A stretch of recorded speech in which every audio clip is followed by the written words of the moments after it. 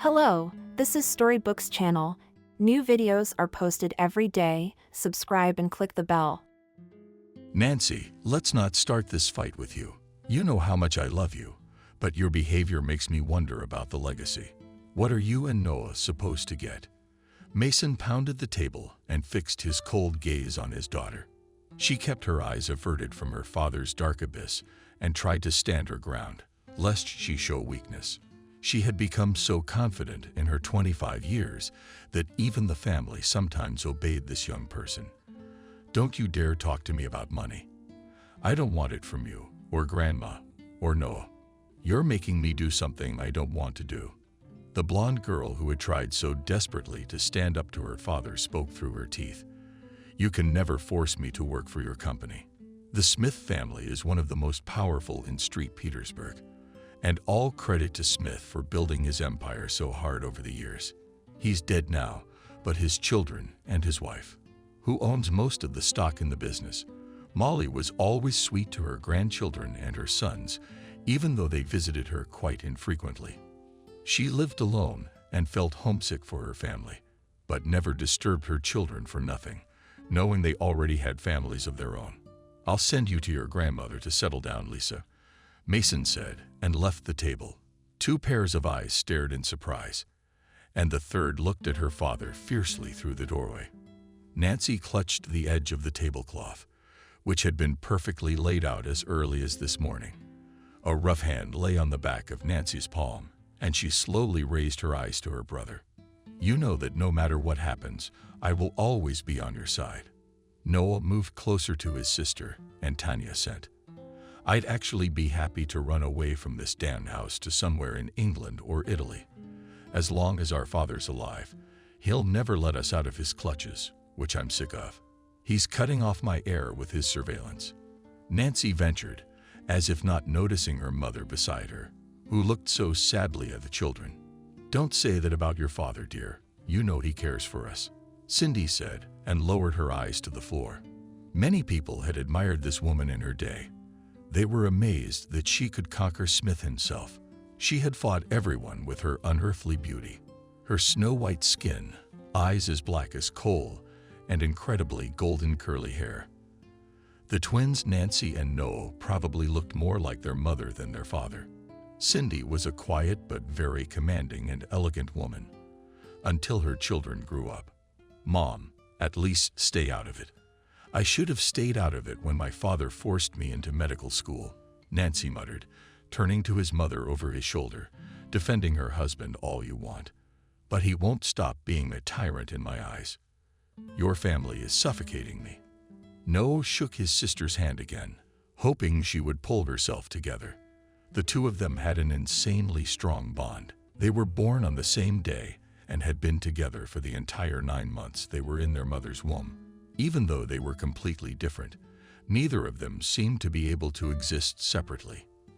Nancy was like a time bomb, and Noah was the one who could save the world from that bomb. He was quiet and calm, and she couldn't stand inhibitions and crumbled every boundary she could. The Smith brother and sister were often caught in the lens of journalists' cameras, and the internet dubbed them the perfect twins. Both have fair skin and golden hair, passed down to their mother.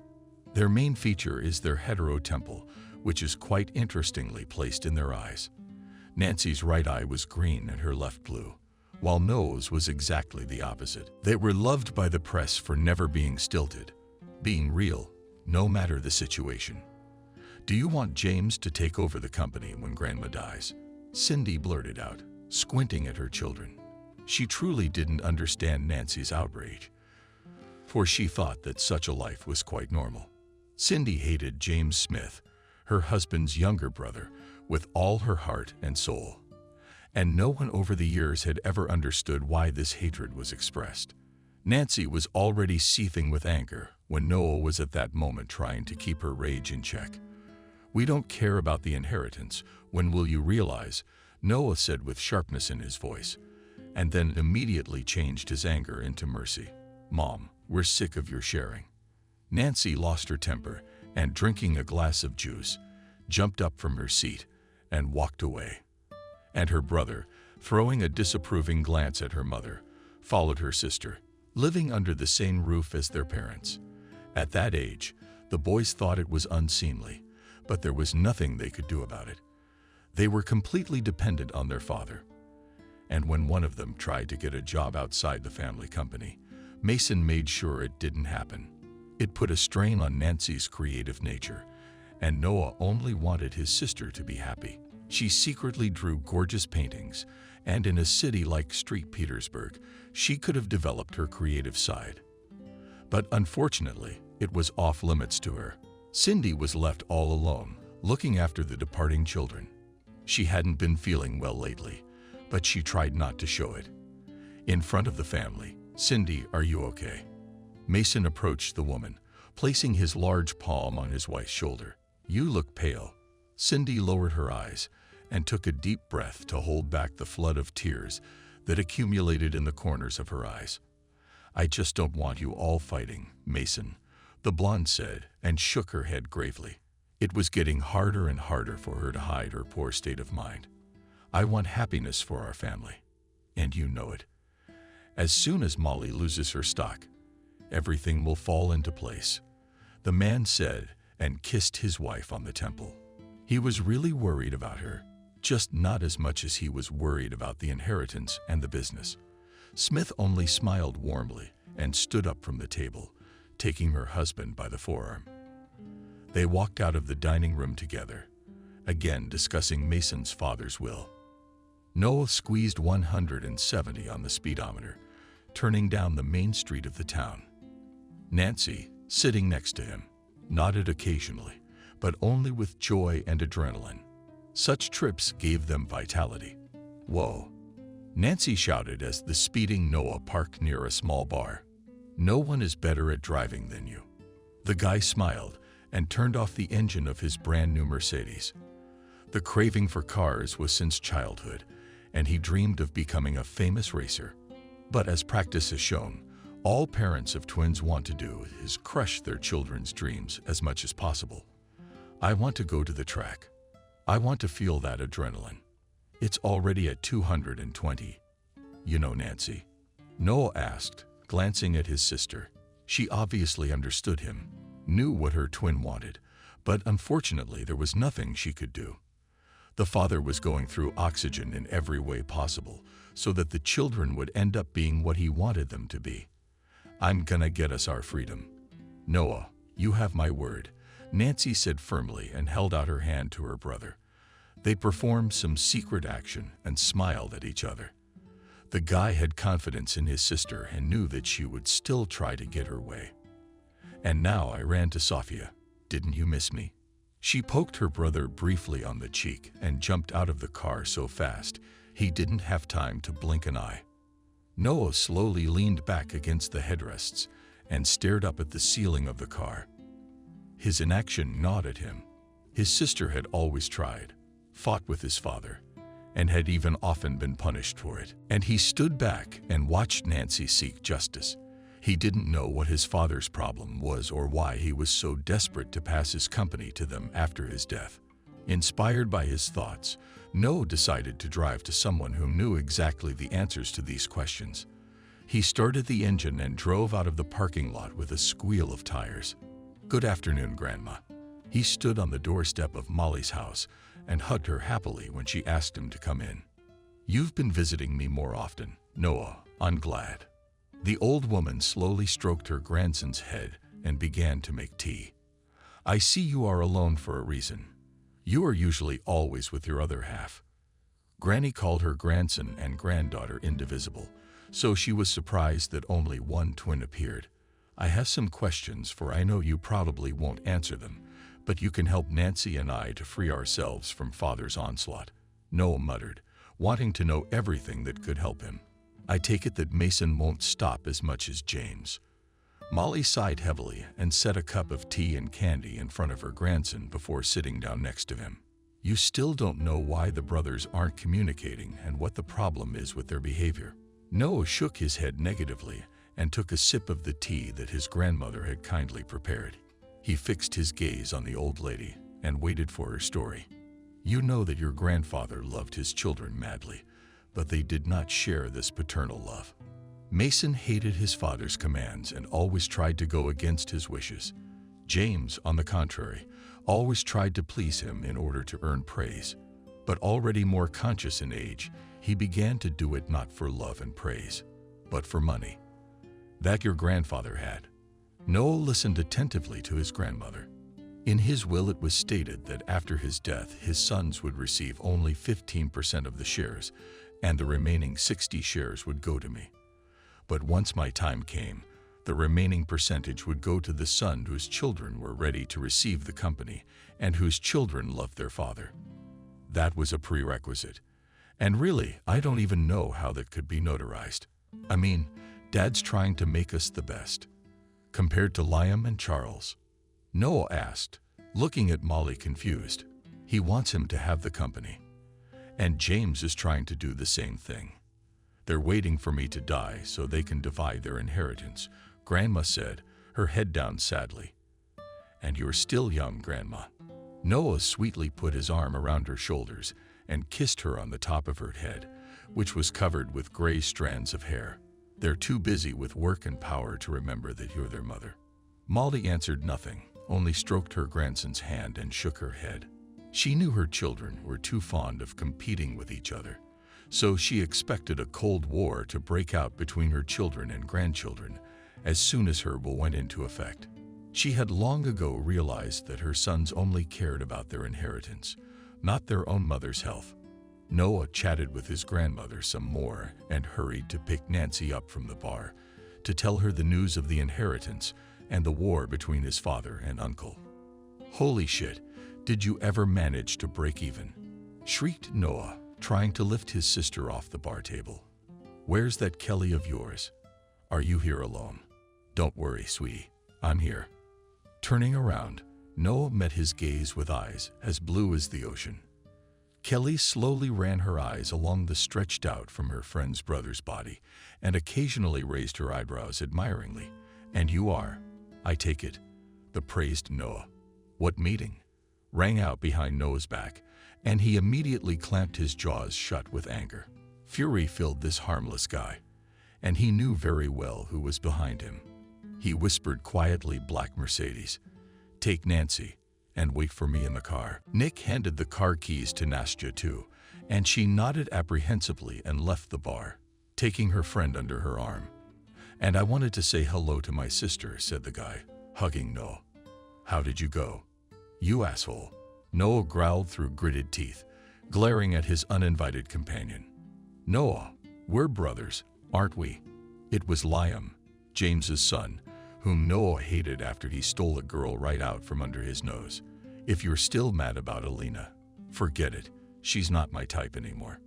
Noah clenched his fists and, unable to stand his aggression, punched his cousin in the nose. Liam came in from behind, throwing his head around, blood combining from his nose.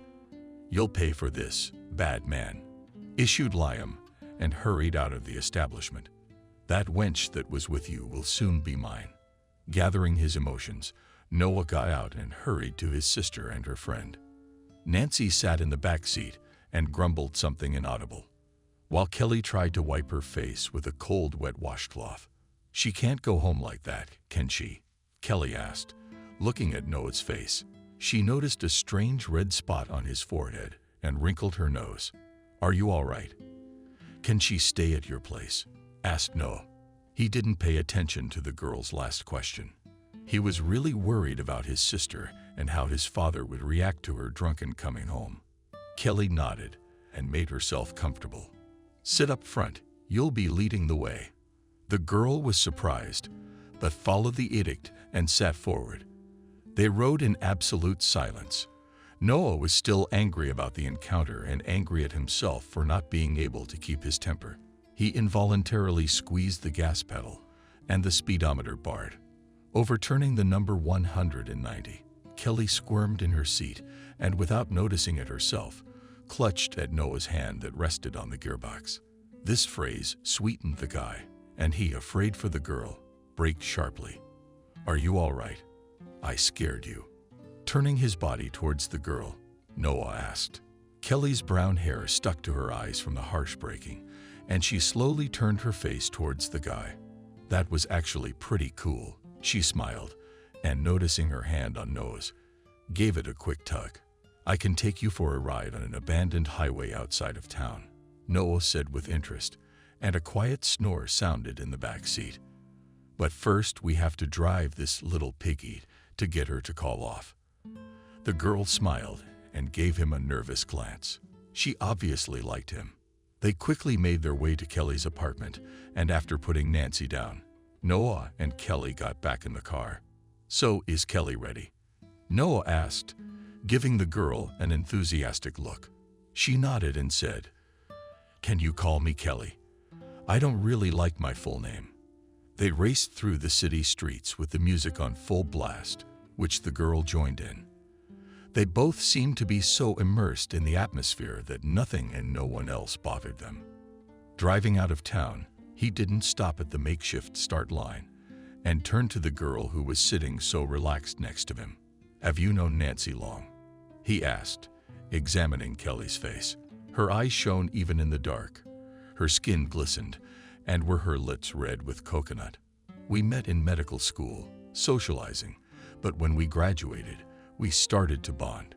She sighed heavily. "I like her. Warm and open personality. Reminds me of my sister." "Where's your sister?"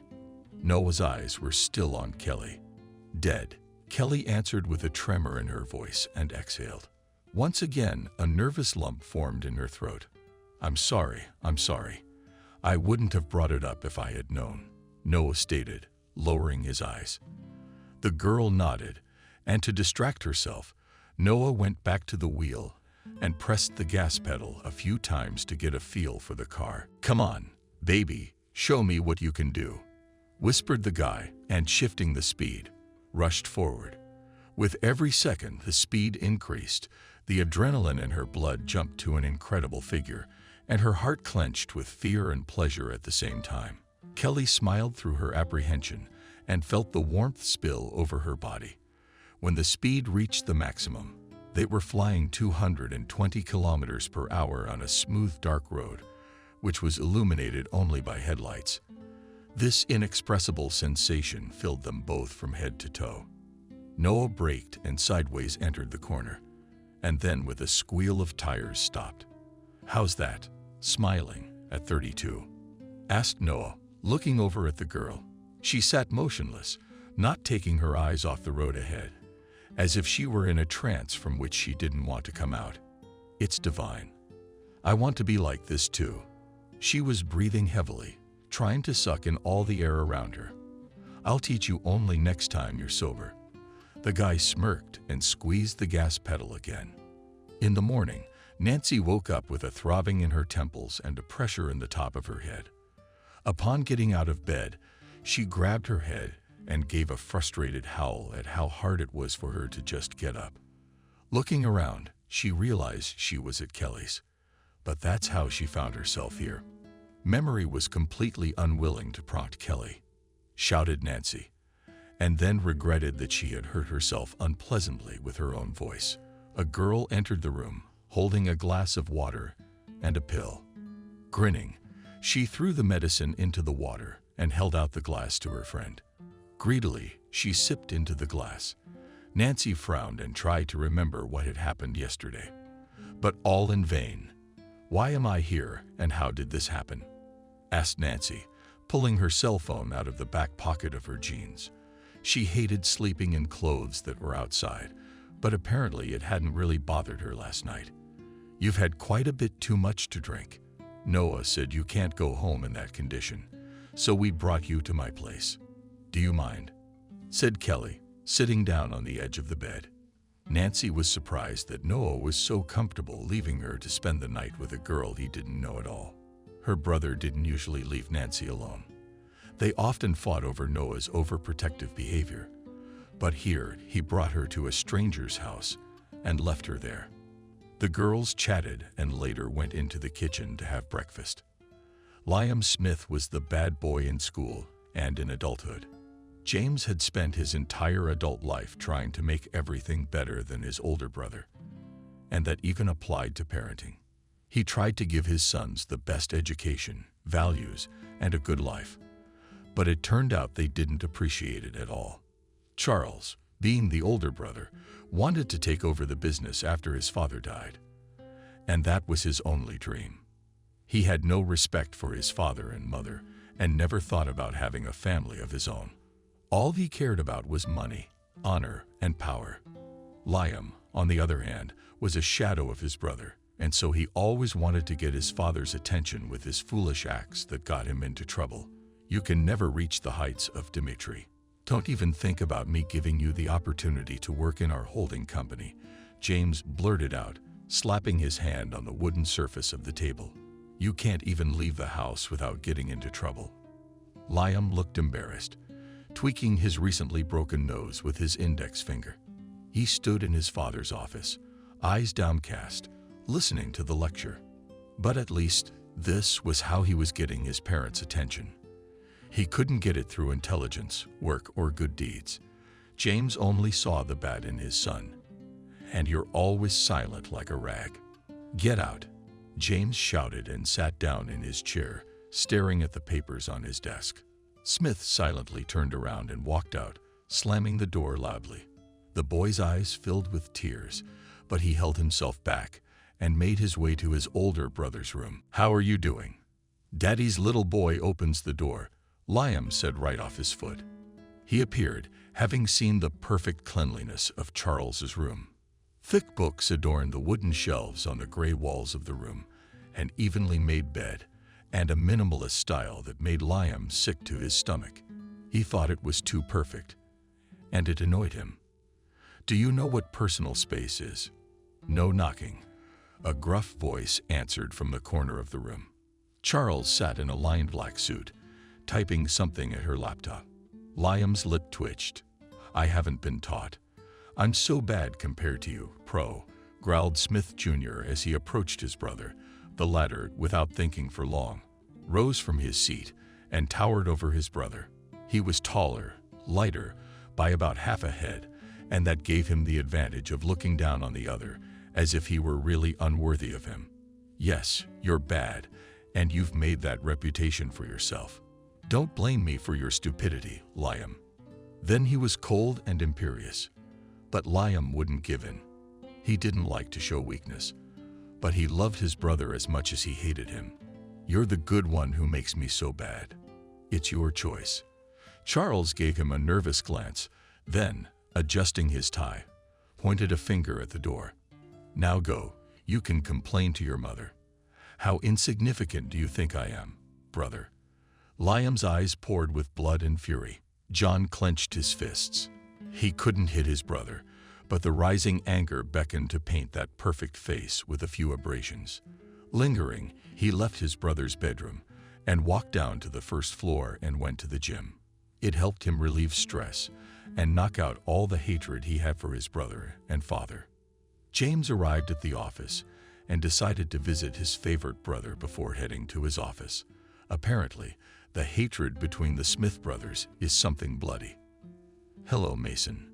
James entered the glass room and sat down in the chair directly across from his brother. A smile stretched across the man's face, and he looked at Mason contentedly. Hello, brother. The last word was spoken with a note of snarkiness and a chuckle, which caused James to smile even wider. What brings you to me? We don't seem to have any common projects this month. I want to talk about what's in store for us soon. James put his elbows down on the edge of the table and moved forward. Mom is 60%. You underestimate the tenacity of our mother. She'll outlive you, too. The man grinned, adjusting his collar. He felt a little stuffy. When it came to the inheritance and his unloved mother, I can expedite the process on one condition. Mason's eyes widened. I will help our mother finish as soon as possible, and you will not claim the inheritance. What's my benefit if I don't get that interest? Smith Sr. asked with interest, trying to figure out his brother's secret. I'll give you 20%. By doing so, you will have enough shares to provide for your family for the rest of your life, James concluded, and there was a persistent knock on the door. Both men tensed, and Mason allowed entry. Noah entered the office, glaring angrily at his uncle sitting across from his father.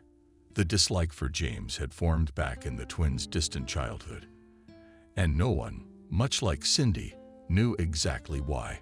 "Son, is something wrong?" Mason asked excitedly.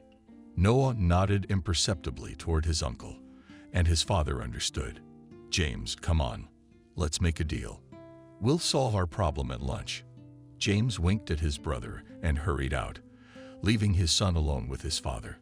"I want to renounce your inheritance at the notary's office soon," Noah said in one breath. And Mason jumped up. "Are you crazy? What are you talking about?" The shout echoed throughout the office, causing the staff passing the principal to stand up and look in surprise inside the room. Realizing that this was not something worth watching, they moved on. "I don't want your money or your company or anything. You can leave me. If you want to deprive me of what I have now, I'll go ahead and earn it myself." Noah's voice was quite firm, which made his father raise his eyebrows in surprise. Mason knew that Nancy was always combative and easily got into arguments when she knew she was right. But Noah was calmer. But now he was proving that he was indeed a man willing to fight for what was right. "Son, if this is about the last fight with your sister, I said it out of temper," Smith Sr. said excitedly, looking at his son. "I don't want anything to do with the family business." "I'm sure," said Noah. "I'll write a waiver and we'll go to the notary tomorrow." "I've said all that." The boy left his father's office and headed for the exit with quick steps until he heard a rather interesting conversation nearby. "Are you and the boys? Are you taking her into the woods? She won't survive there. How will the police start looking for her? She'll be dead already," a familiar voice said. Noah came closer and noticed his uncle, covering his mouth in surprise. He quickly turned on the voice recorder on his phone and listened further. "Molly should be dead by the beginning of next month. You will do everything I say, and then I will deal with her myself." James finished and hung up. Noah disconnected, saved the recording, and immediately hurried to the car. James turned around and noticed the familiar blonde head that was running so hurriedly to the exit. Strange and even scary thoughts were turning in his head. He urgently needed to report this to Nancy, and together they would decide what to do about it. Arriving at the commission, he rang the doorbell, and the girl, surprised, let him in. "Is Nancy at your place?" asked an excited Smith, looking around at the acquaintance he had had such a good time with. The girl nodded and led the boy into the kitchen. His twin sister sat casually drinking tea, not even realizing what news her brother had rushed in with. "I have very bad news," Noah said, and sat down across from his sister. He cast meaningful glances at Aniston, as if asking if she could be trusted. It was as if she had read his mind and was about to leave. As Nancy called out to her, "She could be trusted. She won't give Noah a crap," a still unhealthy Nancy said, and stared at her brother. But what was the matter? In a hurry, the boy told all he'd heard and what he'd been doing at his father's company. The girls looked at Noah with open mouths and wide open eyes. Kelly, though she had no idea what was going on, was shocked at the cruelty of a man she didn't know. "We need to go to Marlowe," Noah assured her, not taking his eyes off his sister's friend. "What's been cooking dinner already?" After that strange story, "Is this your friend who works for the police?" Nancy asked, wiping her palms on the sides of her jeans. The blonde nodded and fell back into his thoughts. They had found out things they shouldn't have known, but they couldn't let their uncle get away with threatening their grandmother's life. Noah frantically dialed the number of Jacob, whom he had met at one of the races years ago. The first time he'd gone out, they'd started chatting, and after a while Jacob had become a cop, and he'd had no time at all for riding around town and racing illegally. But they'd meet occasionally, drink whiskey, and talk about life and the past. "Jacob, hey, I have an urgent non-phone call," Noah said, and then said goodbye and hung up. And Nancy frowned. She was afraid he'd said no. But Noah assured her they could talk to him tomorrow. "And if you tell your father," Kelly reprimanded, cutting the potatoes into large chunks. She turned to the boys and shrieked sharply. Blood started coming from her finger, and the knife fell on her foot, catching her ankle. Noah jumped up from his seat and instantly flew over to the girl, grabbing her arm. "Are you okay?" The guy examined the toe. "We need to treat it right away. The cut is deep." Kelly laughed and grabbed a tissue and applied it to the wound. "I'm a failed medic, aren't I?" "It's okay. I'm working." The guy's eyes traveled down to the girl's legs and ankle too. Nancy squinted at the moose and began to examine him with interest. He brought his eyebrows down to the bridge of his nose and looked at his sister judgmentally. "So what about the father?" Kelly asked again, while she worked on her toe. Nancy was applying ointment to her foot at the time. "He doesn't like his mother, and neither does James. I don't know what might come of it, but that's the last person I'd tell," Noah said, still excited. "So we should get home. You change the bandages in a while, dear," Nancy concluded, and started to get up from the table. "I'll get my purse and we can go." Noah and Kelly were left alone, looking at each other in confusion. Determined to speak, they said at one point, "How about it?" A resounding laugh echoed throughout the kitchen. Kelly lowered her head in embarrassment and allowed the guy to continue with the first one. "I was going to say maybe we could go to that track again tonight. I'd offer to take you driving, give it a try, but you're a little out of shape," Noah stated, not taking his eyes off her bright blue ones. "I'd only be happy to come pick me up at 9. Noah nodded and smiled so radiantly that Kelly herself stretched out in a smile so wide you could see all 32 teeth. Nancy entered the room and kissed her friend on the cheek, pulling her brother up by his sweater to go home. Liam, meanwhile, lay on his bed, occasionally glancing at his phone. He was waiting for some kind of message, just to be needed. He suffered from loneliness, and his promiscuous sexual encounters for 7 years had not brought Noah any pleasure. His dream was the love of his parents and a family, which he felt he never had. A quiet knock sounded at the door, and his father entered the room, still the same stern, cold man, and Liam was already tuning in for another lecture on his behavior. "How are you, son?" A bunch of questions popped into Liam's head. James had never called him son. From the moment he turned 10, unpleasant memories popped into his head, and he clenched his jaws so they could set things off perfectly. His voice was detached, and his father noticed it. Sitting down on the edge of the bed, he was silent for a long time, as if tuning into a conversation that should have happened long ago. He, too, wanted to express his pain about his son, but decided it wouldn't be today. "I have one important favor to ask of you." Smith Sr. Liam's eyes were full of hope for a father's love, but in an instant they faded, and he stared at the man again as if he were a complete stranger to him. "I know you won't be with Noel. I'm going to ask you to do something, and in return you'll get a share in the company you'll run after I die." Liam swallowed and raised his eyebrows in surprise. "I'm listening, Father." Nancy, upon arriving home, flopped into bed and shivered almost as soon as she lowered her face onto the pillow. Noah shook his head unhappily and, leaving his sister's bag on the chair next to the bed, left her room. The living room was where their mother usually spent her time. There was a sound, the clinking of dishes, and Noah, not thinking long, rushed there. Mason was leaning over Cindy, who was trying to pick up the shards from the glass, and whispered something in her ear. "Mom, are you okay?" Noah asked, coming closer. His mom was sitting on the floor in a half-bent state. Her face was pale, and her hands were shaking with splinters in them. "I'll help you." Noah began to pick up the glass, and a maid came into the room that also quickly started cleaning up. Mason helped his wife up onto the couch, and his son and father sat on either side of the woman. "Mom, you've been very pale for some time now. Are you sure you're all right?" the boy asked, taking his mother's hand in his own. Her skin was cold, and the veins on the back of her palm deflated. "Cindy, tell me." Mason's voice, next to his wife's, seemed almost velvety. He spoke to her as gently as he could afford.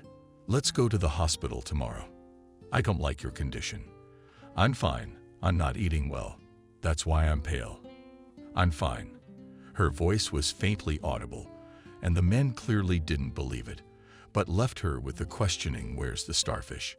The father of the family smirked and threw a glance at his son, waiting to see what he would say. "Your little star is resting, sleeping like a bear in hibernation," laughed Noah to distract his mom. He treasured her madly, loved and respected her. It pained him to see the state of the one who had raised and educated him. "Do they promise that if you get sick, you'll tell one of us?" Mason asked, looking into his wife's pale face. Tanya nodded eagerly and smiled, stroking her son's and her husband's hands. Noah, satisfied that his mother's condition had normalized, hurried to his room to get some rest. Kelly spent the entire evening deciding what to wear. She wanted to look good, for Noah was indeed attracted to her. She knew a lot of people liked her, but it wasn't so easy to get her attention. Choosing a black skirt, shorts, and a top of the same color, the girl began to put on chains and rings. They harmoniously complemented her bold image. Gathering her long dark hair into a high ponytail, she looked at the time, 9:30. All that was left was to wait. 8:50 the doorbell rang, and with a good in the mirror she ran to open it. Noah stood before her in a leather jacket, dark jeans, and with a chain on which hung a beautiful dragon pendant. It was the same one she had seen Nancy wearing. "Hey, you look beautiful," Noah said, looking the girl over from top to toe. She smiled embarrassedly and was about to step out, throwing her jacket on. "Are you going to need it?" Kelly hesitated, realizing that it was summer outside and all the jackets were left at his mother's apartment. "I don't have one here." "Is it cool outside?" the girl asked, not understanding, looking at Noah. "We're not going by car," smirked the guy and began to take off his knee. "No, you're cold. I'm going to change my clothes now.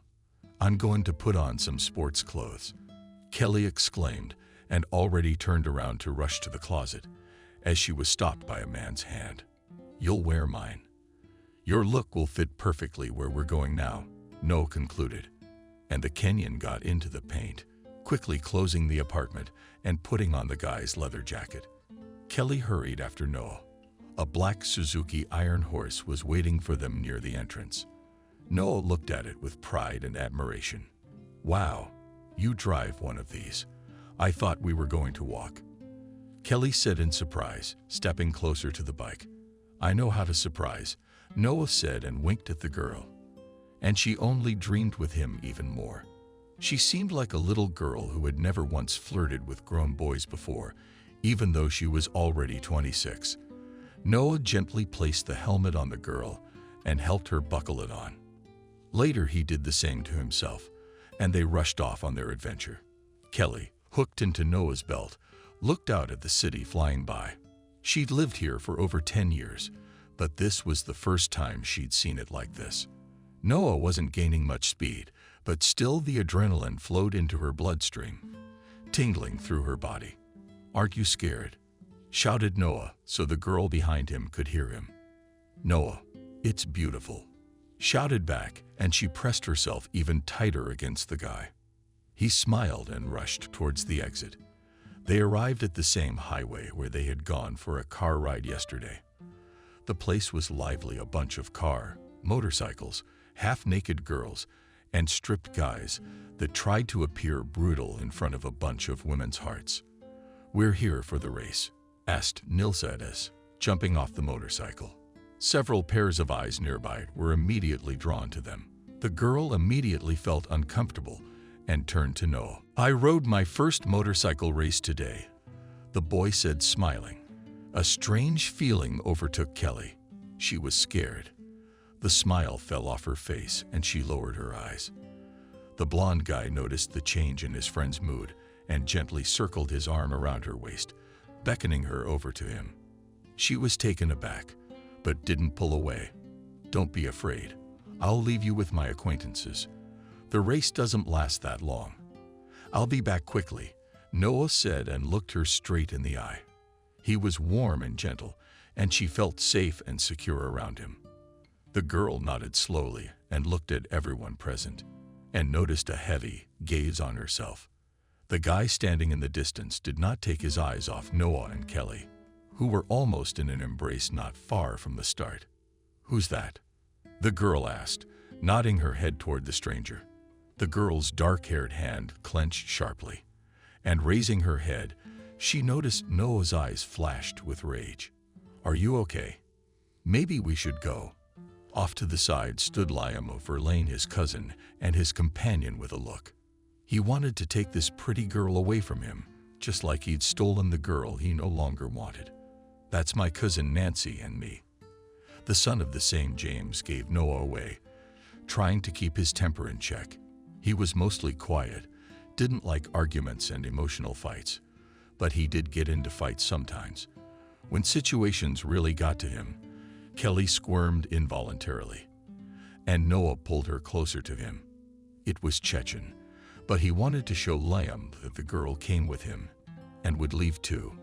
Liam disappeared from the sight of the two of them, and then the preparations for the race began. "This is Kelly. I'm leaving her with you." Jack did not let anyone near her or away from her. Noah whispered angrily, approaching his friend. Kelly said hello to her companion for the next 20 minutes and stood next to him. "He won't hurt you. Don't be afraid. We'll go for a ride after the race." He winked again. Kelly squirmed in embarrassment. "Be careful," the girl whispered, and the guy smiled. Walking away, he turned once more and gave her a warm look, letting her know he was there for her. Standing on the start line, Noah noticed with his side vision Liam, who was standing 3 bikes to the right, and grinning achidically, looking over at his brother. Noah knew that the man had been racing a motorcycle for years and that doing it would be difficult, but that was his main goal for tonight. Glancing at Kelly again, Noah assumed the ready position and waited for the girl to come out to announce the start. They flew at breakneck speed, left in the lead by only the two of them. 2 sons, 2 brothers, that warred with each other as much as they did. Noah's maneuverability was superior, but Liam's bike was superior. The finish line was close, and Noah went for an overtake. Making a big mistake, failing to control, Noah went off the track and into a ditch. Before doing so, it flipped twice.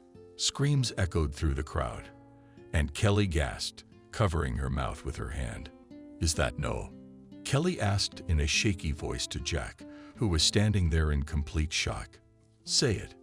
"Noah," shouted the race organizer and rushed to Port, who was not far away from him. Kelly's breath caught, and she stopped hearing the people around her. Her pulse raced at a breakneck speed, and her legs became absorbent cotton. She didn't know what to do, and only slowly Morgana hoping that it was just a dream. "Eating," the doctor shouted into the organizer's mouthpiece. Kelly snapped out of her trance and looked around. Jack was no longer beside her. Noah, who was clearly unconscious, was being carried from the track in her arms. "Is there a doctor here?" She pushed through the crowd and overcame her fear, rushed to the guys who were carrying her friend. "I'm a doctor," Kelly shouted and grabbed the first aid kit from the guy who was carrying her, apparently to Noah.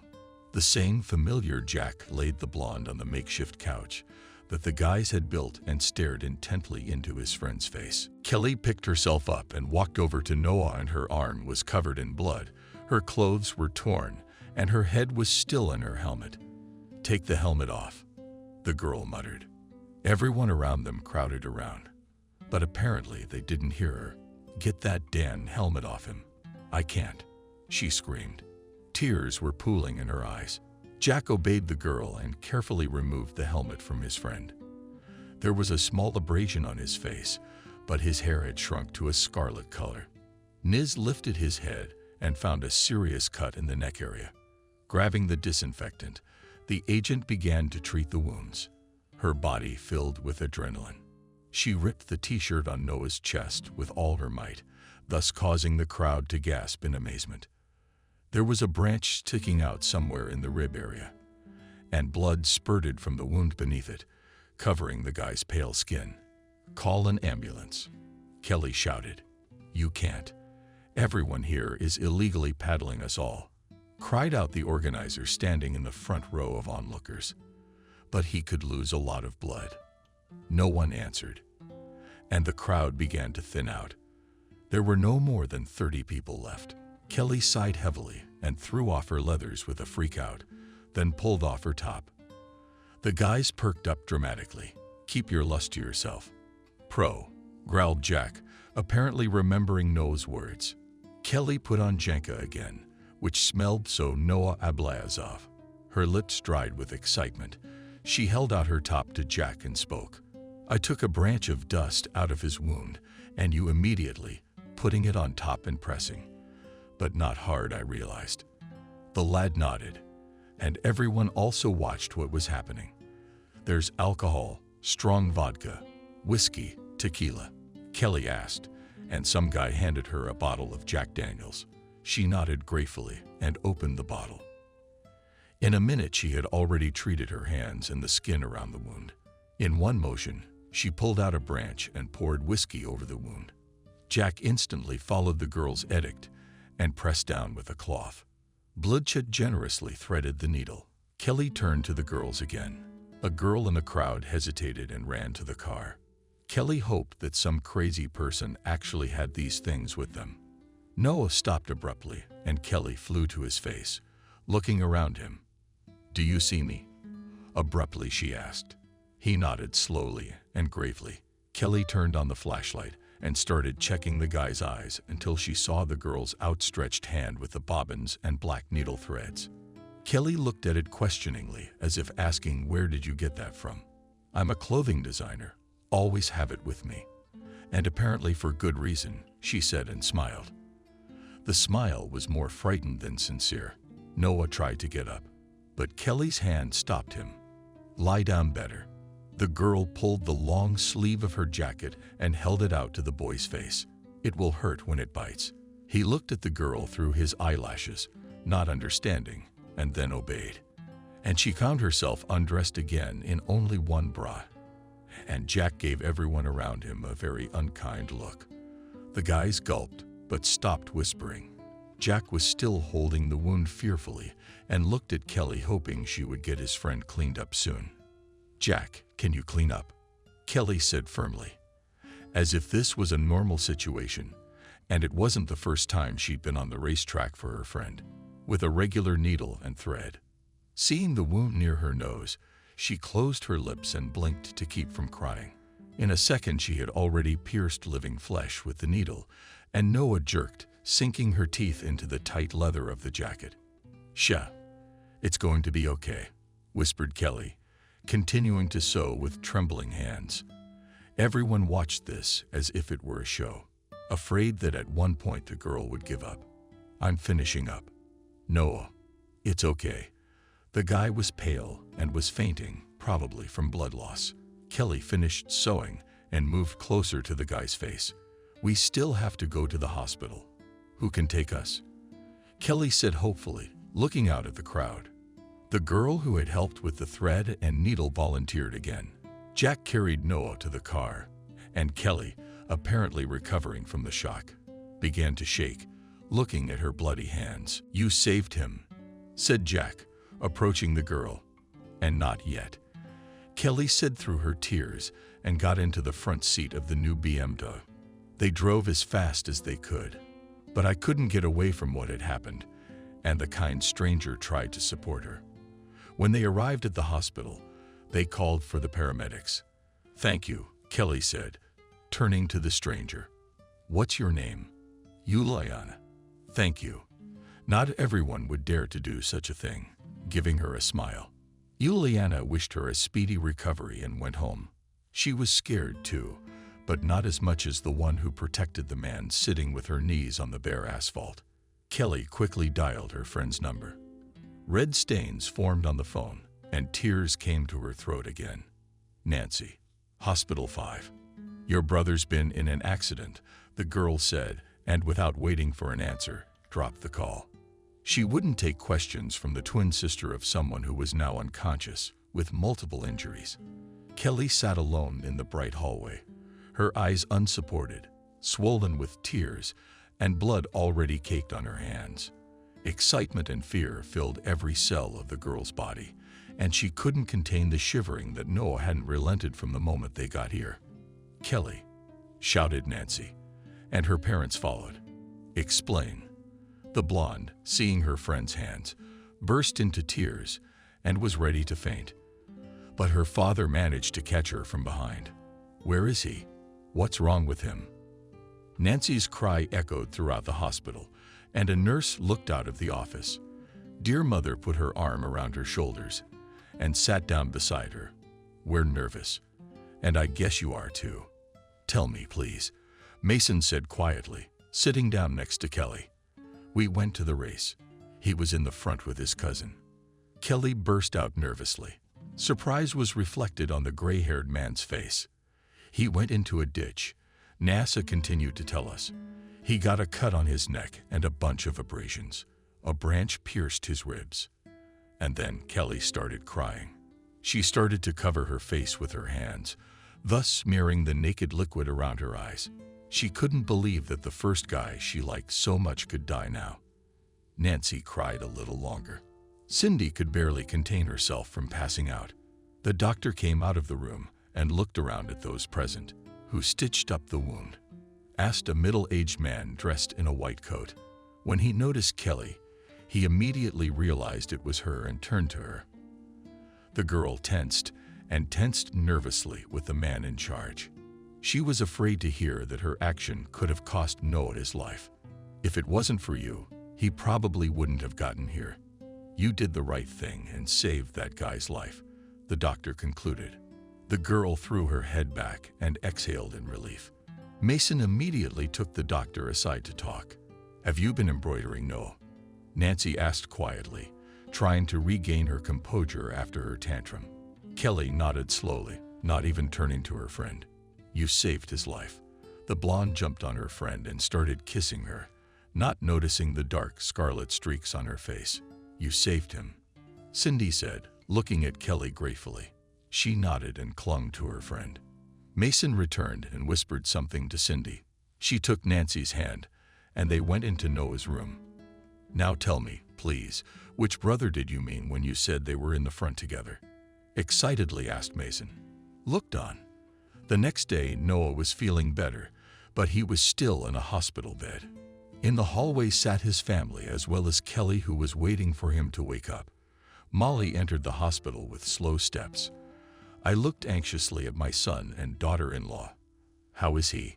she asked quietly, approaching Cindy. She said something inaudible. And the old woman went over to Mason. Nancy was asleep on her friend's shoulder. Apparently, the stress had taken all the strength she could muster. "Mason," the woman said, and stroked her son's head. "Call me that." "Pro," growled Smith, and roughly threw back his mother's hand. She shook her head unhappily, but still looked at him with love and pity. "One person can come in for 5 minutes, the doctor said as he left the room. "But the patient wants to see a certain Kelly." Everyone turned to the dark-haired girl who sat still covered in blood. Nancy wiped her friend's face with wet wipes in the night. "Oh no, take note." There was still blood on her hands. She didn't get up from her seat exactly until she got to the hospital. It was like she was afraid that when she stepped away, the irreparable would happen. "Kelly doesn't want to see you," Nancy said quietly in a sleepy voice. Kelly immediately perked up, but was still trembling as she entered the room. Walking over to the hospital bed, she slowly lowered herself to the edge and looked into the guy's eyes. "Alive." "Relieved," the girl said, and a tear rolled down her tear-swollen cheeks. "Thank you," the boy replied, and took her hand. "I'm sorry for putting you through this. You're alive, and that's all that matters." Kelly waved him away and smiled, strained but sincere. 3 weeks later, the accident was still being investigated by Mason, who strongly suspected his nephew Liam. Noah had already been discharged and was perfectly healthy, although he was not allowed to drive yet, which made him very angry. After the accident, Nancy met with Jacob, the very same policeman, and told him what her uncle was up to against her grandmother. They devised their plan so that they could save her grandmother and catch him. James, red-handed since there was no solid evidence to hold him. Kelly persevered in caring for her friend in the hospital, and they became noticeably closer to Noah during this time. "Do you like him?" Nancy asked with a squint, pouring tea into a mug. Kelly sat across from her and angrily colored. "I've liked him exactly from the moment I saw him. What are we even talking about?" The friends laughed and continued chatting. Nancy was still worried about the situation with her grandmother and occasionally called Jacob, who had introduced the task force to Molly's house. She needed to make sure her grandmother was going to be okay. "Would you do it again?" James said in a gruff tone, glaring at his son. "What if they realize?" Liam asked fearfully, shifting from foot to foot. "You're going to solve the dam breaks now. Otherwise, you'll never see the company again," shouted James, and Charles entered the office. "You have no right to blackmail him." "Father." The older son's tone embarrassed James, and he shifted his stern gaze to him. "You dare to cross me. You will not blackmail my brother. Remember that," Charles said firmly, and almost walked out of the study, hoping that his father would stop doing that to his younger son. But then Liam's voice rang out. "I'll do it, Father." And Charles realized that he was only doing it to spite him. He got behind the wheel. A few days later, Noah went to ICE, where Nancy and Jacob were already gathered. It was some kind of secret place where they were discussing the grandmother's case. He parked in his usual spot and headed for the driveway. The door was opened by a blue-eyed beauty that was already looking at Noah with a loving gaze. He winked at her and later meekly left her cheek and made his way inside the apartment. The four of the guys discussed Uncle James first and later started chatting about various topics.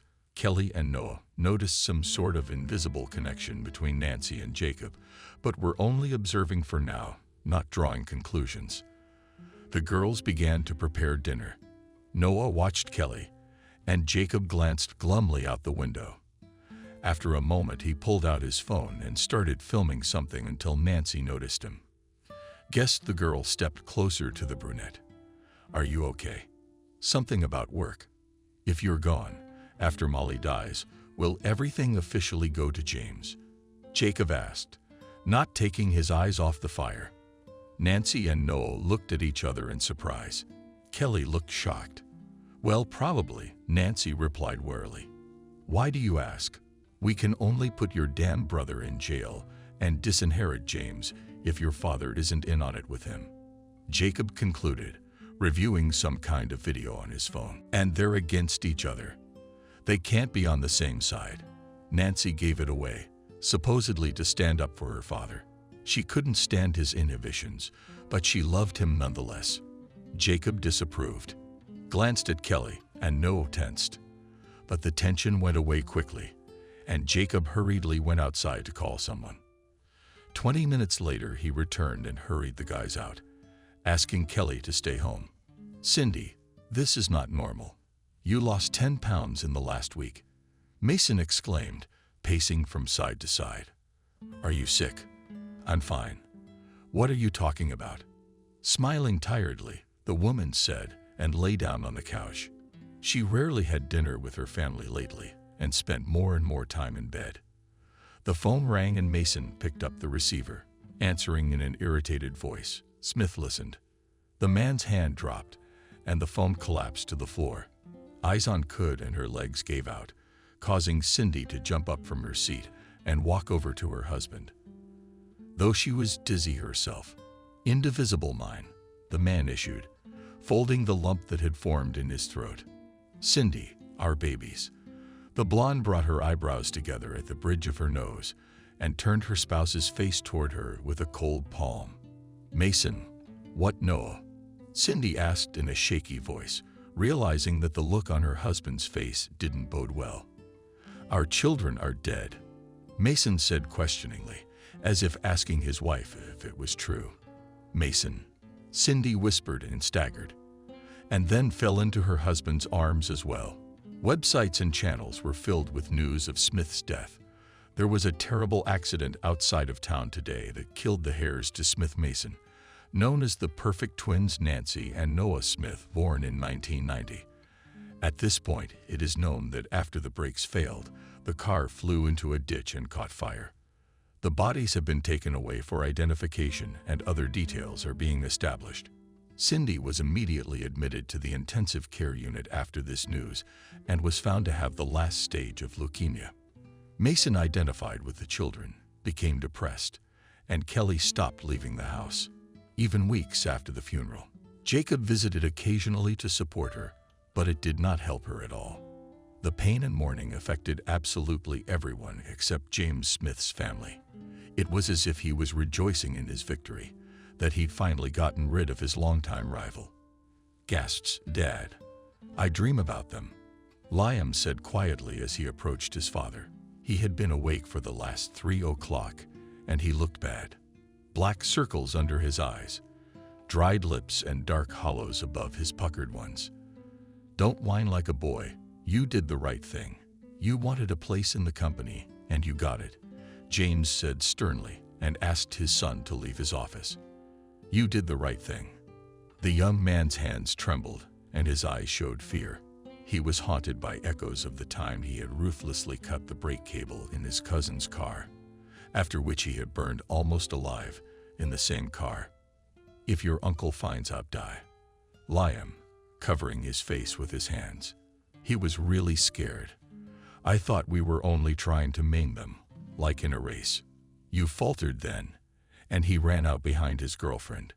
"Don't beat yourself up," James concluded and patted his son on the shoulder. Liam walked out of his father's office on woozy legs and still didn't realize that he had killed 2 people with his own hands. He slowly made his way to his brother's room and knocked quietly. "Come in." His tone was still cold and detached. Liam entered and quietly sat down on the bed. Charles looked at his brother in surprise and crossed his fingers on his stomach as he lay in bed. "I've done something stupid," Liam said, and looked into his brother's eyes, hoping for his support. "Tell me, am I terrible? You've only become your father's puppet. I don't blame you for craving attention from that freak," Charles said firmly and rose to embrace his brother. They both felt each other's warmth, as if after a long separation. "I have always loved you and will always love you, brother. Stop being what you are now. Your real side is much better." There was a knock on the front door. "Superintendent Marlowe." "Smith Liam lives here." Kelly sat in her room and occasionally came out to get a drink of water. She did. Over the past week, her skin had grown pale, lost its healthy luster, and her eyes had faded and seemed to be gone forever. It was the first time she'd ever loved so much. Then she'd almost lost it at the race, and now it was truly dead. Losing her best friend was just as painful as losing her lover. At first she hadn't believed it, saying it couldn't be, that he wasn't the one who was supposed to die. Her body filled with unbearable pain. Her heart clenched and her breathing was interrupted so badly that she wanted to die herself. No one held her back at the funeral, and she literally flooded Noah and Nancy's coffin with tears. There was a barely audible knock on the door, and for some reason Kelly remembered Noah knocking quietly. She jumped up and almost fell over. She was getting very dizzy from malnutrition. "Jacob was lost," Kelly said, looking at her friend through the veil of tears in her eyes. "I was so excited to see Noah here." The boy stepped inside and pulled his friend against him. She sobbed, bumping Jacob's nose into his chest, soaking his white shirt with her tears. "We found the person responsible for the accident. Liam will go to jail soon," Jacob issued, and at some point, something clicked in the girl's mind. She wished the guilty would pay and pay all over the world. "It's their brother, isn't it? I'm sure he set that up at that race too," Kelly said, wiping the tears from her boot-red cheeks. She looked lifeless, as if her soul had gone out of her and only a shell remained. Jacob nodded and took a seat at the table. He was flustered, but he was also trying to keep his cool. He's a cop, and it's inherent in him to deceive those he'd rather not deceive. Cindy Sunshine didn't want to go to the hospital for some reason, Mason asked, looking at his wife with empty blue eyes. He sat for days at the grave of his own children, and now he sits by the hospital bed of his already dying wife. "I've lost everything." My angels are gone. Repeated nonstop every day. Cindy stared at the white ceiling. The doctors said that in addition to leukemia, she had a very delicate psyche, and after the death of her children, it was unlikely that she would be able to become what she was. Unless, of course, she lives longer than a month. Don't leave me, I'm all alone. Beloved, don't leave Snow White. Mason smiled strangely and took his wife's cold, pale hand. He called her Snow White. In their not-too-distant youth, she had indeed had fair, radiant skin that beckoned to be touched. I love you. I've lost everything. My angels are gone. Cindy whispered again and fell into a deep sleep. Mason waved away a tear and rubbed his face with his hands, trying to bring himself to his senses. He walked out of the room, pulling his cell phone out of his pocket. James is doing his thing. I'll help with the mother, and you give me my 20%. I have nothing more to lose, Smith stated and dropped the call. Molly sat in her living room and slowly sipped her tea, occasionally turning around at the door. She had lost her husband and 2 grandchildren, and it had taken its toll on her. She cried a lot after the funeral of the twins. It's hard to lose those one is supposed to protect. She had to leave this world before the 2 blonde-haired angels that had loved Grandma so much. Footsteps sounded in the house, and the old woman turned around. James.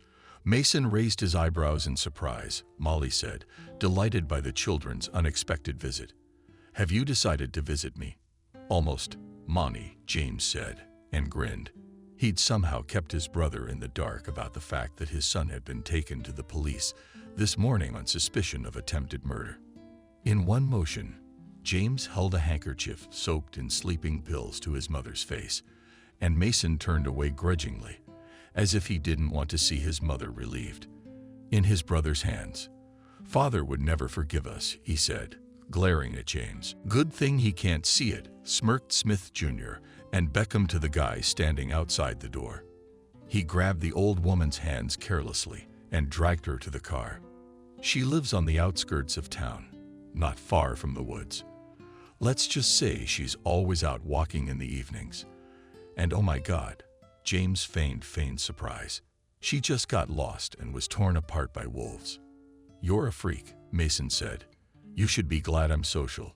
Otherwise I'd feel sorry for my mother. They drove in a black-tinted car with no license plates, while their mother lay in the trunk without any signs of life, stopped near a forest that stretched for many more kilometers. The subordinate James threw the old lady right out onto the ground. She moaned, but was still unconscious at the same time. Next, we go into the house ourselves and collect any evidence we can. Wipe the floor. No one can know we were at our mother's house, James said menacingly and grabbed his mother's hand. Mason followed suit and grabbed the other one. The boy nodded and got into the car, started the engine and squealed away. 2 brothers were dragging their own mother into the woods to her death. At one point she came to her senses and turned around to see the faces of her captors. Was it because of the inheritance? Almost crying, Molly spoke, raising her head at James. You even made your brother do this to me. There was a sharp pop, and the old woman passed out again. James rubbed the palm of his hand that had slapped his mother, and they continued into the depths of the woods, dumping her near a tree. Mason looked at his mother with regret, and then his head as if he wanted to convince himself that this was the way it should be. They began to move away from the place where they had left their mother. She was crying and moaning from the pain that stiffened her body, and not far away came the howling of wild animals. And a chill went down Molly's body, and she froze. And then she saw 2 people. They came down from heaven like angels. The guy knelt down in front of her and stroked her swollen wrinkles. The detectives. Hush, he whispered, and Molly finally lost consciousness. Quiet footsteps behind him. James heard and froze in place. Mason, do you hear the wolves? He asked his older brother, moving closer to him. He was a coward, and it showed. Hands up. You're under arrest for kidnapping and grievous bodily harm. Friends. There was a call. Jacob's voice was behind Mason's back. Marlowe grinned at how coolly he had planned the Smith brothers' arrest. He had only pointed the gun at Smith Sr. and James, noticing this, had rushed to escape. "Not so fast," Uncle whispered in a woman's caustic voice. James stumbled and fell. Turning around, he couldn't believe his eyes. Standing behind him was Nancy, a living, healthy Nancy holding a gun. "You thought you'd get rid of us with your pathetic son, and then get Granny out of the way." Nancy. Mason moved toward his daughter, but she pointed the gun at him. Noah appeared from behind, holding the barely standing grandmother. She was crying and thanking all the gods for her rescue. "Son," Smith Sr. spoke again. Tears sprang from his eyes.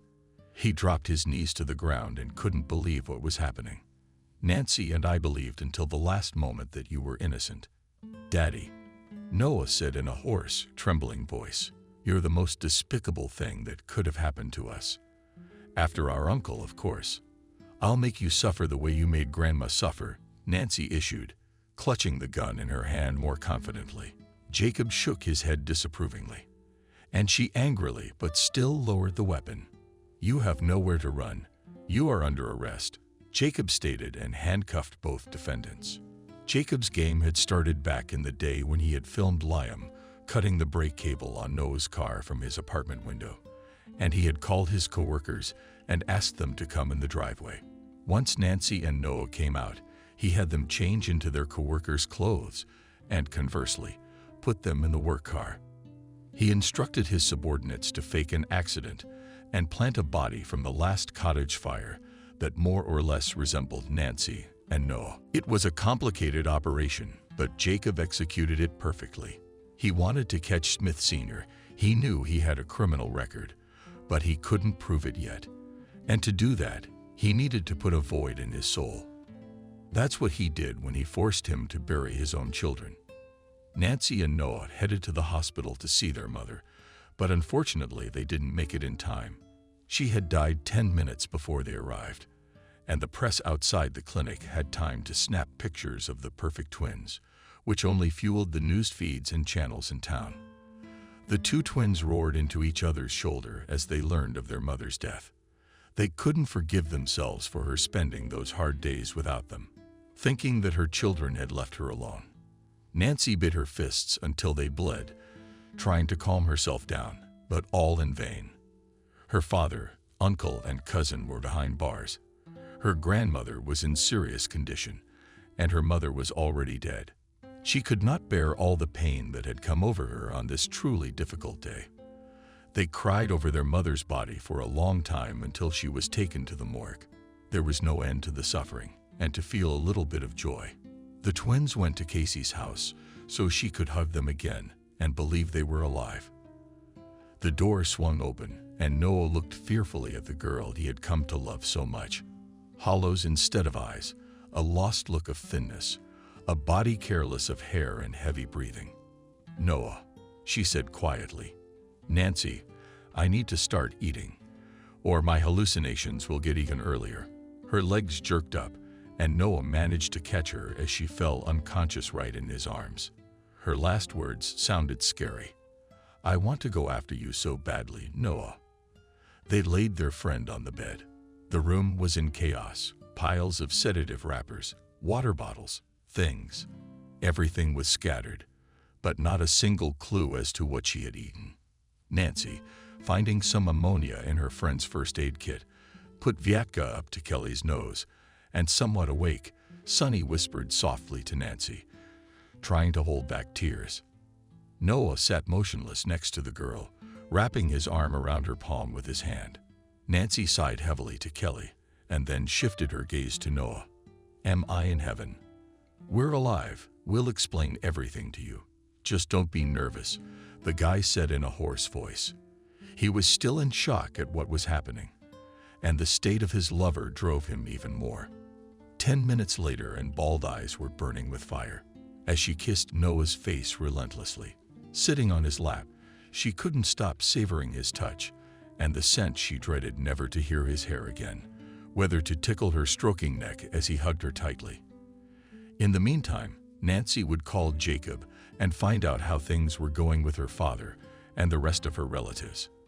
"I missed you so much. I was so scared.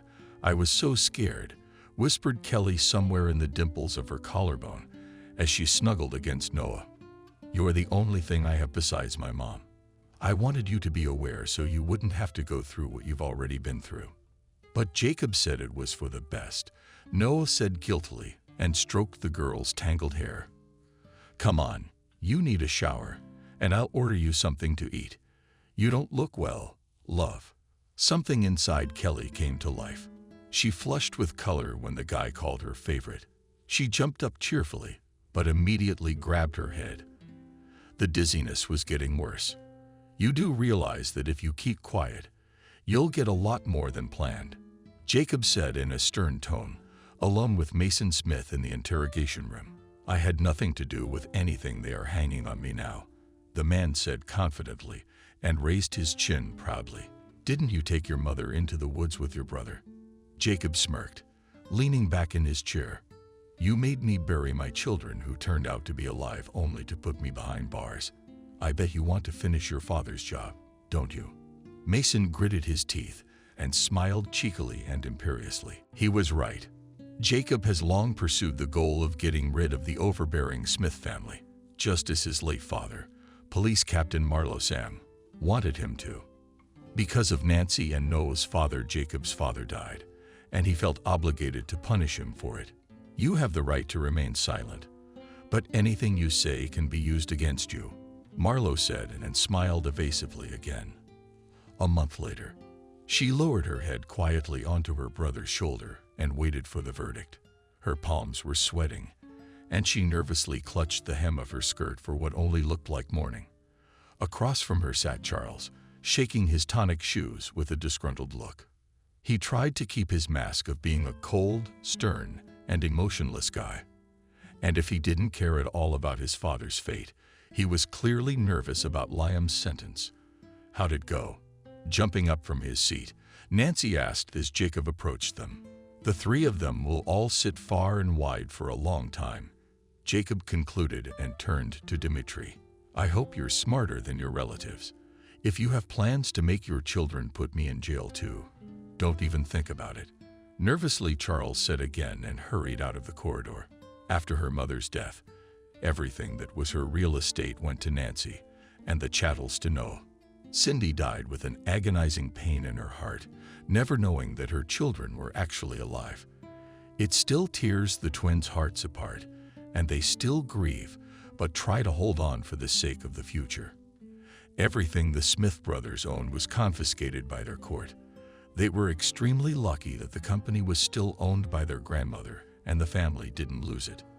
Noah and Nancy made a pact with Charles that the entire company would go to him, even if Grandma decided to divide it all between the grandchildren. The twins finally decided that they didn't need the business and wanted to pursue creative endeavors and anything else their souls desired. The house remains in their possession, as it is Cindy's property. "I don't know how to feel. We have won justice, but how will I be without my father and mother lost?"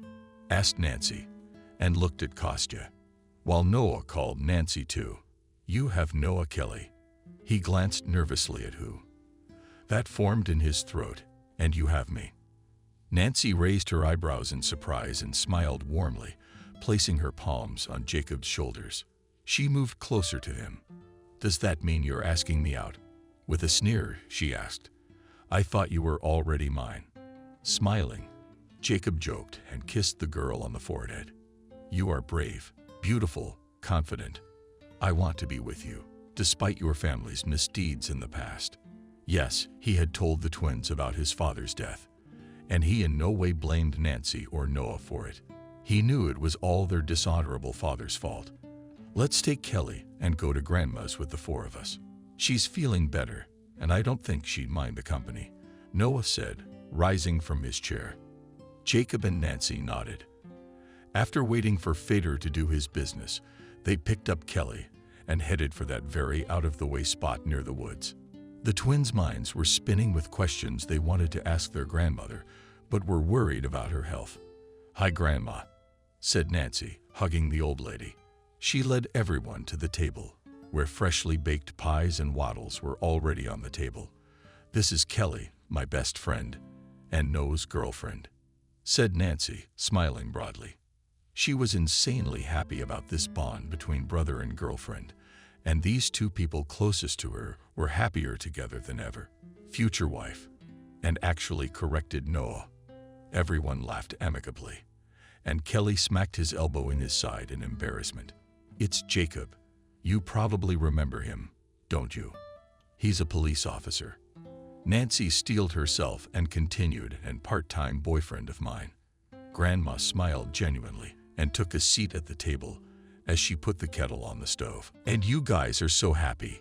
She stroked Nancy and Kelly's hands.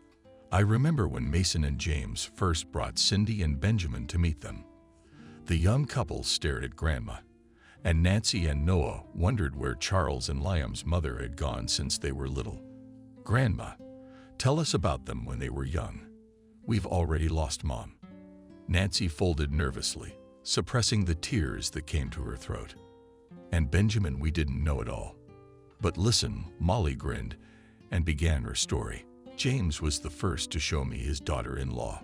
He was more malleable, always trying to please his father when he was young, wanting his praise and not to give it to Mason. He'd been prejudiced against me since I was a teenager. He thought I was overprotective of my adult son, even though he was barely 13 at the time.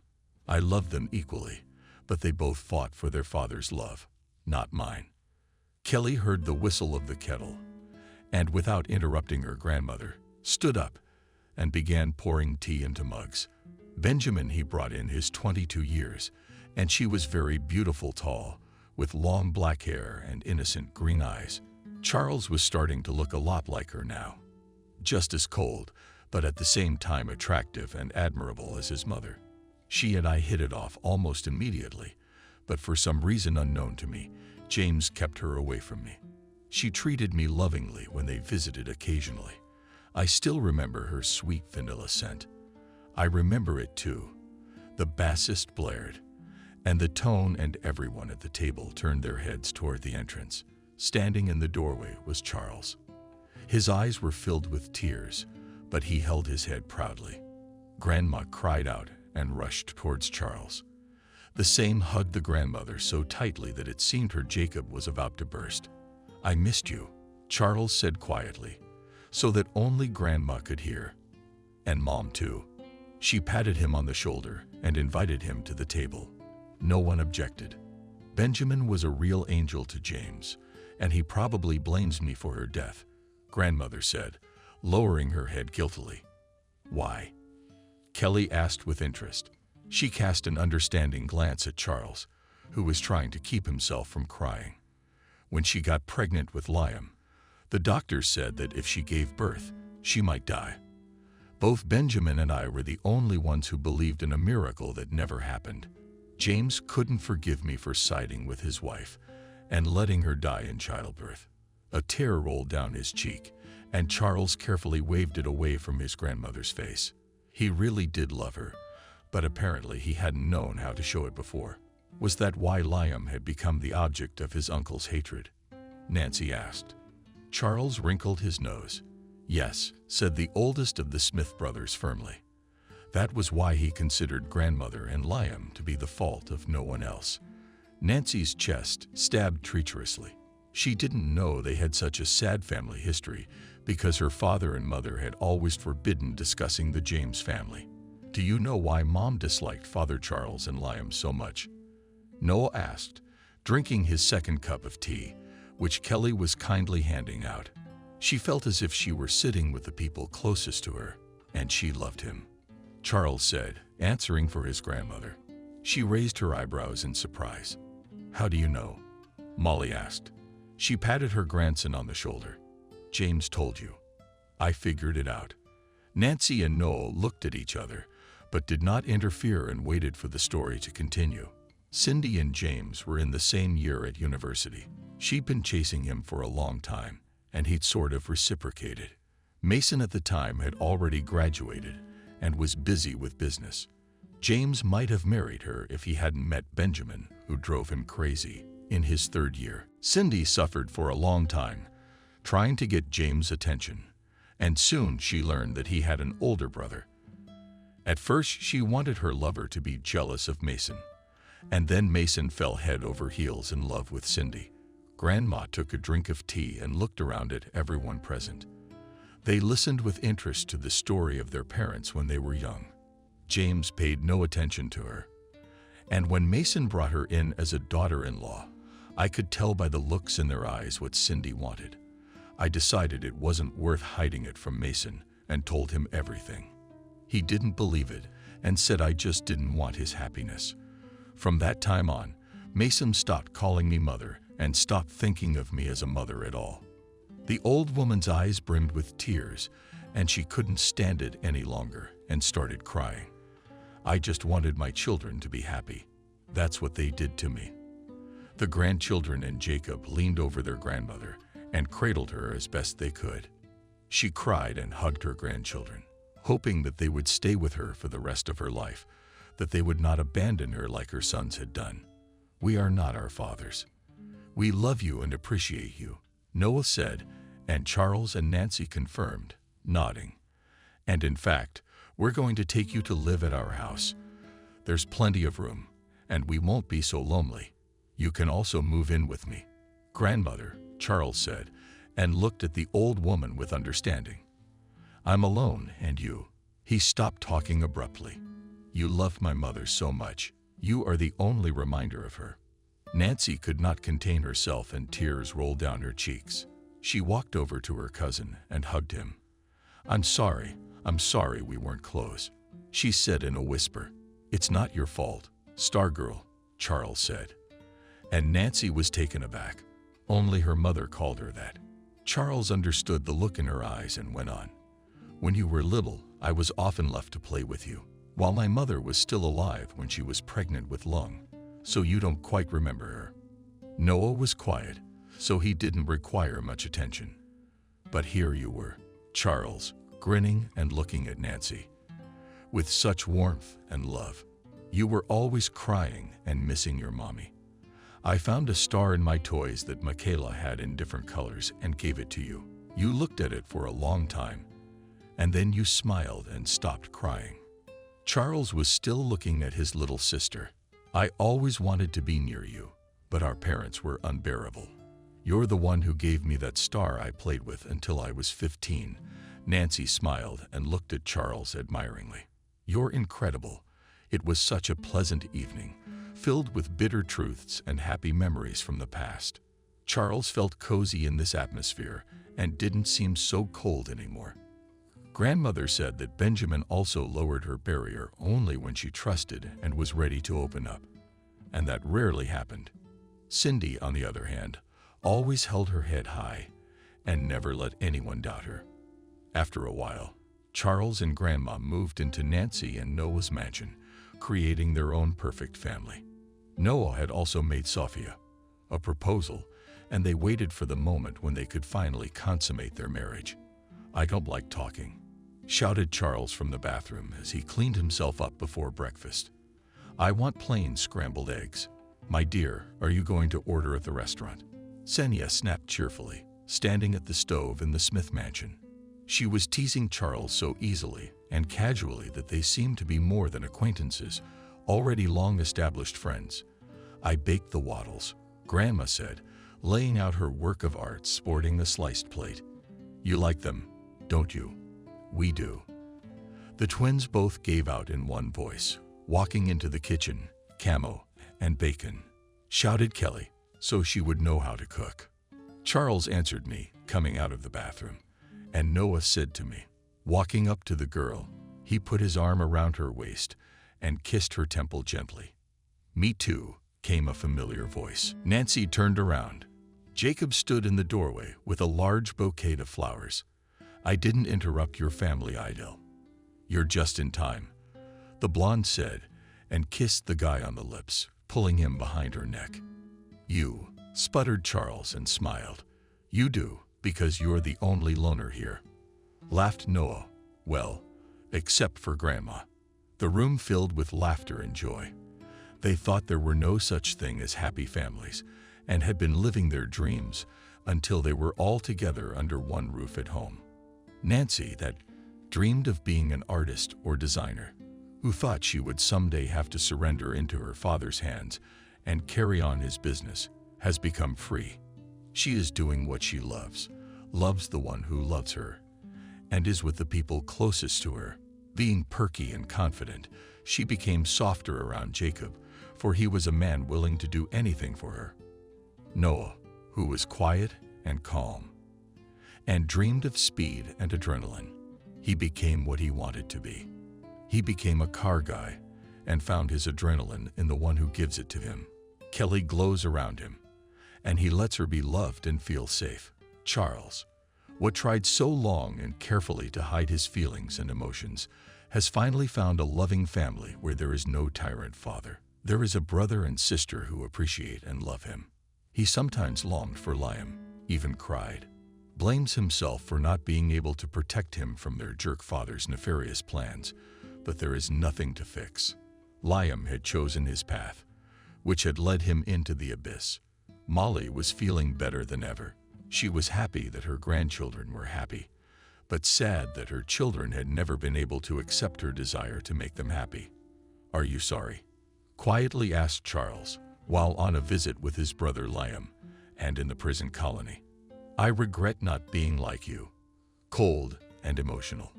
Then I wouldn't have felt the pain that my father had caused me all those years ago," Liam said guiltily. His lip was split, and there was a huge bruise under his eye. "I miss you, brother." "I miss you too, Liam." Charles' eyes filled with tears. "I want you to live with us so badly, to feel the warmth that I feel now. I only became alive when I got rid of my father, and I can never get rid of him," Liam replied. "It's like he's gotten into my brain under my skin. I see his eyes everywhere. I want to hear his approval. I want to know he's proud of me." Liam was already shaking with nerves, but he tried to hold on. "Forget it. You'll be out in a few years, and I'll be there for you.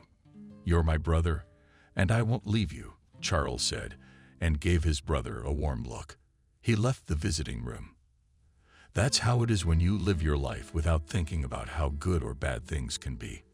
Beyond the boundaries of your thoughts, some are released and get into trouble, and some are held hostage and left to rot alive.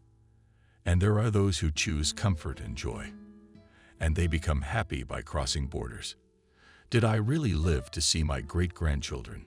laughed Molly, looking at the two wonderful babies that lay in the crib, quite identical, Leo and Leon, two twins. "You gave birth to beautiful babies." And my dear Molly hugged Iniesta by the shoulders and kissed him on the cheek. "You are one of the reasons for my happiness." "Who's the little one?" Charles entered the room, leaned over her nephews. "Kelly, congratulations. It's a miracle." A tall, fair-skinned girl with long dark hair and green eyes entered the room behind Charles. Molly couldn't believe her eyes and slowly approached the girl. "Benjamin," tearfully spoke the old woman, stroking the young woman on the cheek. The girl did not send Liam, smiled. "I am Charles' girlfriend." Her eyes sparkled with happiness, and her smile stretched so wide that she threatened to tear her face. "Yes, Grandma. I'd like you to meet me. It's a phenomenon." He turned to the brunette. "And this is my favorite grandma, Molly. She looks so much like Benjamin, Charles," said the old lady and fixed her gaze on her grandson. "Did you find the one you were looking for? Well, take care of her." The man nodded gratefully and took his girlfriend under his arm and led her to meet the rest of the family. Noah consulted peacefully on the couch after his extravaganza celebrating the birth of his sons. Jacob helped set the table for Nancy and Grandma and keeping an eye on the little ones. 7 years old, Charles said, and drew 2 pairs of eyes. "This is the Smirnoff family, my girlfriend and future bride," said the boy, and the blue poured out in paint. "Nice to meet you. I'm Nancy, Charles's little sister and twin to this splinter right here," smirked the blonde, pointing her finger at her unconscious brother. "This is my husband Jacob." "Nice to meet you," Eugenia said firmly. "I'm glad Charles has such a large and happy family. I hope you will be a part of it," Nancy replied with a warm smile. Come on, let's go help me chat, girls. Jacob walked over to his not favorite in the Smith family and looked in his wife's direction. Now will you finally stop being ugly and become white and fluffy? Asked Marlo with a laugh at Charles. As long as there's a policeman in our house, I'll be that freak, Smith said. And they both laughed angrily. In fact, Charles and Jacob got along quite well. Some evenings they would sit on the terrace and, sipping whiskey, chat about common topics. After Charles had solved all the illegal issues in the family company, Jacob began to treat him with more respect, but they often teased each other, feigning a fake dislike. Does she really fit your mother's description? Well, according to Grandma's stories, of course, Jacob said, scrutinizing her blue face. She came down to me from heaven like an angel. I almost ran her over in the parking lot outside the business center. Charles smiled. Couldn't get past a woman who looked so much like my mother. It's fate. Smith. Noah jumped up from the couch and approached the men. They turned away from him unhappily. It was Noah who was burned out. Stay away from the twins for at least a couple hours. Charles smirked. Better yet, don't come near any of us. Laughter echoed through the living room. And the girls who had been witching in the kitchen turned sharply. If you're having fun, I'm going to make you chop vegetables for salad now, muttered Nancy, and the men looked at her jokingly, resentfully. Don't look at me so I'm mean. What's the matter? Jacob asked fearfully. You're worried about Sam. It's a girl, and her name will be Cindy. When are you going to remember? Nancy shouted and put her hand on her already bulging belly. She was 5 months pregnant, and she and Jacob had decided not to find out the sex of the baby until after it was born. That was why they were constantly at odds with each other. Jacob wanted to name his son after his father, and Nancy wanted to name her daughter after the mother she loved so much. And anyway, the only thing that bothers me here is you kicked the blonde out and turned her back on her husband. Well, sunshine, Jacob muttered and moved toward his wife. What a heel, laughed Noah, and behind his back immediately sounded a ringing shout. Noah, if you do not wake up from your hibernation now, I will do something to you. Kelly came out into the living room, followed by Molly, smiling, wide-eyed. I'm up, Noah exclaimed, moving toward his wife. What was standing in the doorway? You're the only heel here. Charles whispered in Noah's ear, and he shook his head unhappily. You said something, Charles. Cynthia came up behind him and put a hand on his shoulder. You shouldn't call names. And the living room rang again. Laughter, sound, happiness, joy, and contentment. They had achieved a happy ending. Now you can die, Molly said quietly under her breath and hurried off to her grandchildren.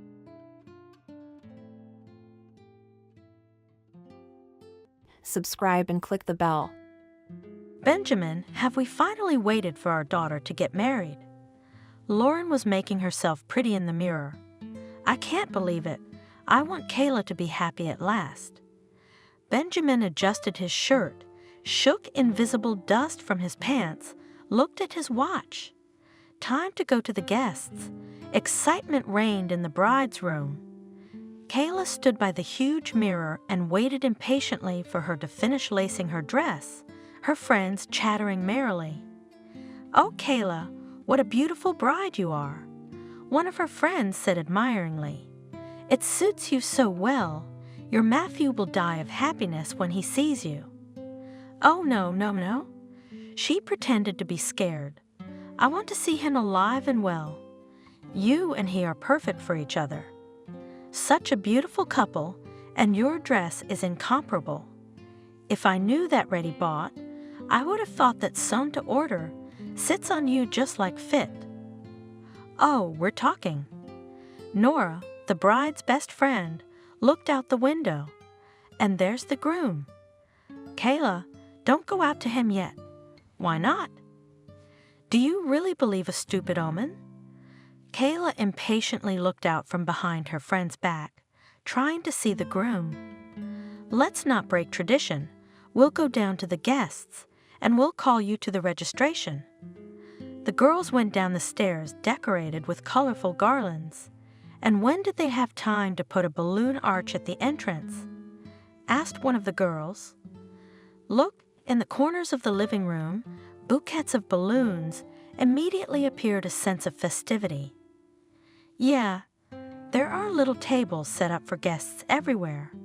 I want champagne. You what? Her friends told her off. It's still early.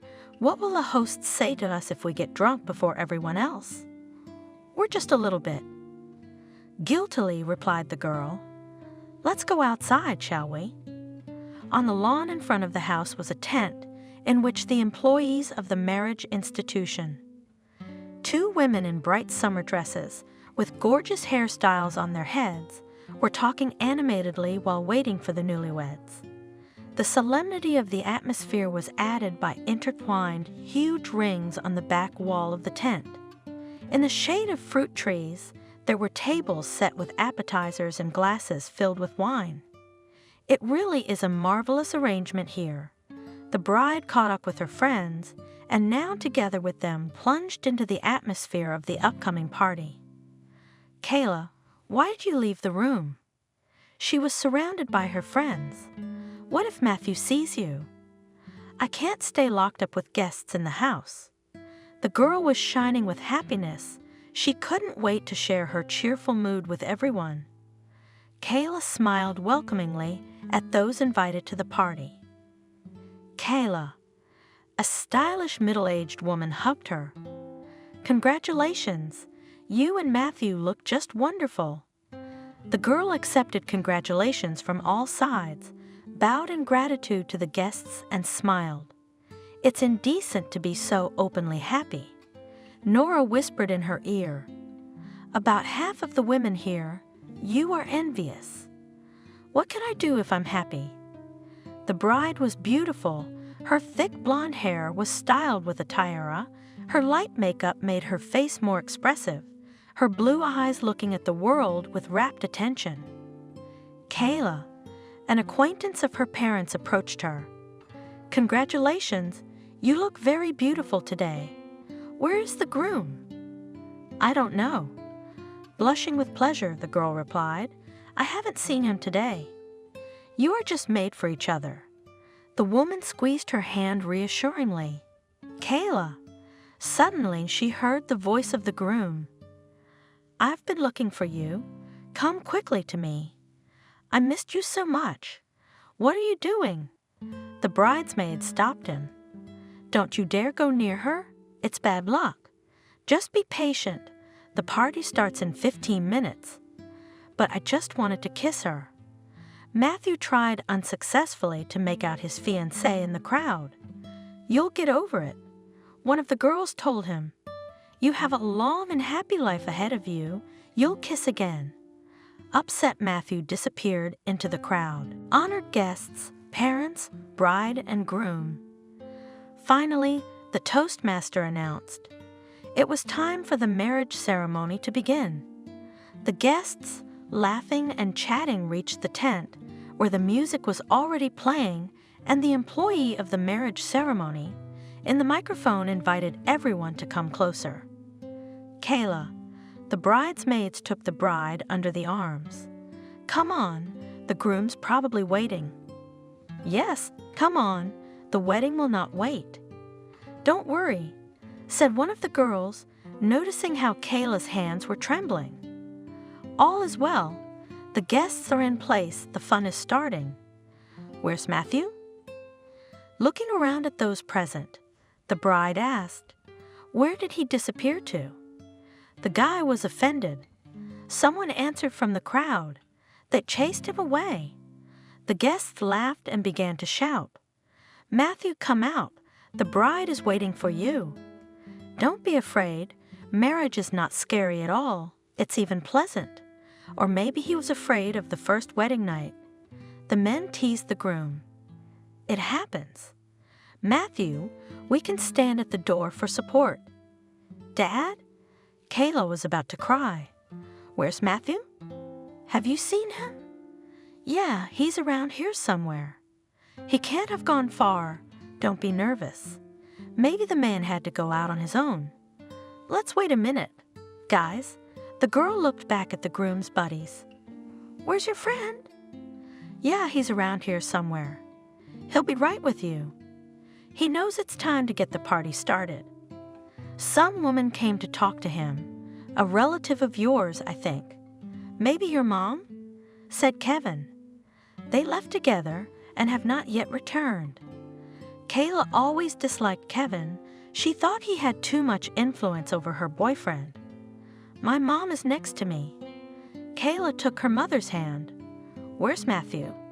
Kevin shrugged his shoulders. I have no idea. Let's look for him. He couldn't have really run away, could he?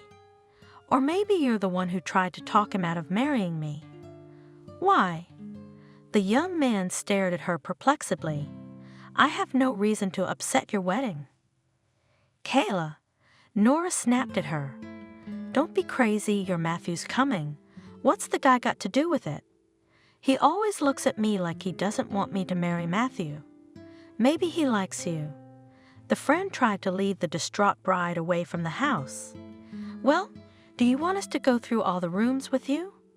I do. I have to find my fiancé. I hope this isn't some stupid joke to tickle your nerves. Kayla walked up the steps into the house, looking in every room. Nora followed her. Kayla, calm down. Maybe Matthew had a drink and fell asleep, she urged. I think he's outside. He's lying on a bench somewhere in the shade. Yes, and he can't hear the noise of the guests. Kayla was concentrating on opening one door after another, not paying attention to her friend. We've been through almost every room. You can see he's not in the house. Let's go outside. They must have found him by now. Now they can't wait for us. Wait, I haven't checked my parents' bedroom yet. Are you crazy? What would he be doing in their bedroom? He's not an idiot. Come on, don't get yourself worked up. Kayla, not listening to her, had already opened the door. Well, Nora pounced on her when the girl suddenly stopped like a stumbling block. Did you make sure there's no one in there? Let's go to the guests. What are you standing there for? Her friend looked over the bride's shoulder and gave a quiet ouch. Kayla, on her parents' wide bed, the naked bodies of Matthew, Kayla's husband-to-be, and Lara, her aunt, her father's sister, were entwined in a passionate embrace. The lovers were sound asleep, not the least bit afraid of being caught off guard. The girl turned around and silently ran to her room without noticing anything around her. Kayla, Nora could barely keep up with her, frantically thinking of what to do. Wait, don't be so hot. Stop, please. What are you going to do? Kayla flew into the room, ripped the tiara out of her hair, threw it on the floor, and then began to remove her dress. The thin fabric immediately ripped. Kayla, don't do this, please. Her friend rushed to her, wanting to hug her, to comfort her somehow, but Kayla pushed her away. Help me get it off. Pulling the laces from behind, the bride said, Otherwise I'll rip it. Kayla, don't do anything stupid. Nora coaxed her, helping her with the lacing. Not stopping me. Kayla had already changed into a casual outfit when there was a noise and laughter in the hallway. Is there anything I can help you with? Nora asked in desperation, looking at her friend sympathetically. How can you help me? I want to die. Kayla, my friend. The girl hugged her. Is he worth your life? I believe you're in a lot of pain right now, but I know you'll be able to bear it with dignity. Shall we go to the guests? I don't want to see anyone. Help me sneak out of the house, distract them for a minute. But you'll have to explain yourself. You can't just walk away. I'm with you, you'll be fine. Nora released her from the hug, squeezed her hand tightly, as if she wanted to convey her confidence and strength. Kayla looked at her silently and left the room. Kayla, where are you going to disappear to? Her father snapped at her. He was in a cheerful mood. "First, Matthew, now you've disappeared. I hope you're not going to sneak away from us and get married in secret somewhere. That would be very romantic, but the guests are waiting. They want to party." The guests, who took part in the search for the groom, laughed and clapped their hands. "My daughter," her mother asked, noticing that Kayla had changed her clothes. "Where is the wedding dress? Why did you take it off?" The smile slowly fell off her face. By the feverish gleam in Kayla's eyes, the woman realized something was wrong. "There's the groom." The father was relieved to see Matthew in the crowd. "Well, thank God, everyone's here. Where have you been, you wretch? The bride and guests have been looking for you." And he was busy. Kayla shouted sarcastically, looking contemptuously at Matthew. The guests fell silent. What would happen next? "He slept with your sister. In your and Mom's bedroom, by the way." She was choking back tears. The last thing she wanted to do right now was cower in a corner and not see anyone, but she knew she couldn't avoid talking to her parents. "What are you talking about?" Her father looked from his daughter to Matthew and Lara with horror. Kayla was frightening to look at, her face slim, her eyes so sad that Benjamin wanted to grab his daughter to hold her close to protect her from harm. Matthew did not raise his eyes. His face was crimson. Only Lara looked at her brother defiantly. "My God!" The man clutched his head. "Lara, are you crazy? What are you doing?" "I'm sorry." There was not a shadow of remorse in the woman's voice. "I couldn't resist. Matthew is such a sweet boy." She ran her hand over the young man's cheek, and he blushed even more. "So cute and so passionate in bed," she laughed. "Lucky you, niece." Lara looked at the girl mockingly. "Do you realize what you've done?" Benjamin said, looking angrily at his younger sister. "You seduced the husband of my daughter, your niece. How dare you, on their wedding day? He is not my husband," corrected Kayla indifferently. "Fiancé, now ex-fiancé. It doesn't matter. My father dismissed it. You ruined my daughter's happiness. What shame! What are we going to say to the people at the party?" "I want to remind you, little brother," Lara said mockingly, "I paid for this whole party." "What are you worried about, Benjamin? No one was left out of pocket." Now we all calm down, pick up snot, wipe tears, dress up, and as if nothing had happened, go to the guests. They have long been eager to start the holiday. Let's not deprive them of it. Dear guests, she turned to the guests who had gathered in a cluster. Let's go down to the garden, drink, and be merry. Now the hosts will sort out this little misunderstanding, and we will finally begin the ceremony. The guests talked quietly amongst themselves and went down to the garden. Sweet auntie. Kayla held herself together with all her might. It was so vile on her soul, as if she had been dumped in the mud. Let this feast be yours. I don't even mind if you want to marry Matthew. He's all yours now. Whatever you want to do. He has no obligations to me. I release him from them and won't interfere with your little pranks. Isn't that what you wanted? The woman only snorted contemptuously and followed the guests. Kayla's gaze fell casually on Lara's husband, who couldn't understand what all the fuss was about. There was a mute question in his eyes and anxiety on his face. "Uncle Gary?" She turned to him. "I'm sorry. Please forgive me, and I'm sorry. I can't stay here anymore. I'm stuffy." Kayla headed for the exit of the house. "Stop right now." She heard her father's voice. "I'm not done. We need to talk. Come back now." "I'm sorry, Dad." The girl shrugged. "I'm not in the mood to talk right now. I know everything you're going to tell me, so we can safely postpone the heartwarming conversation until tomorrow. Spare me the explanations now. You can't just walk away. Why don't we just calm down and pretend it never happened? You know we owe everything to Lara." "Yes, Dad," Kayla said tiredly. "I remember that we owe Aunt Lara everything, that we depend on her. Everything we have is hers. You work for her." I hear those words day in and day out, and there's nothing we can do about it. We have to put up with it.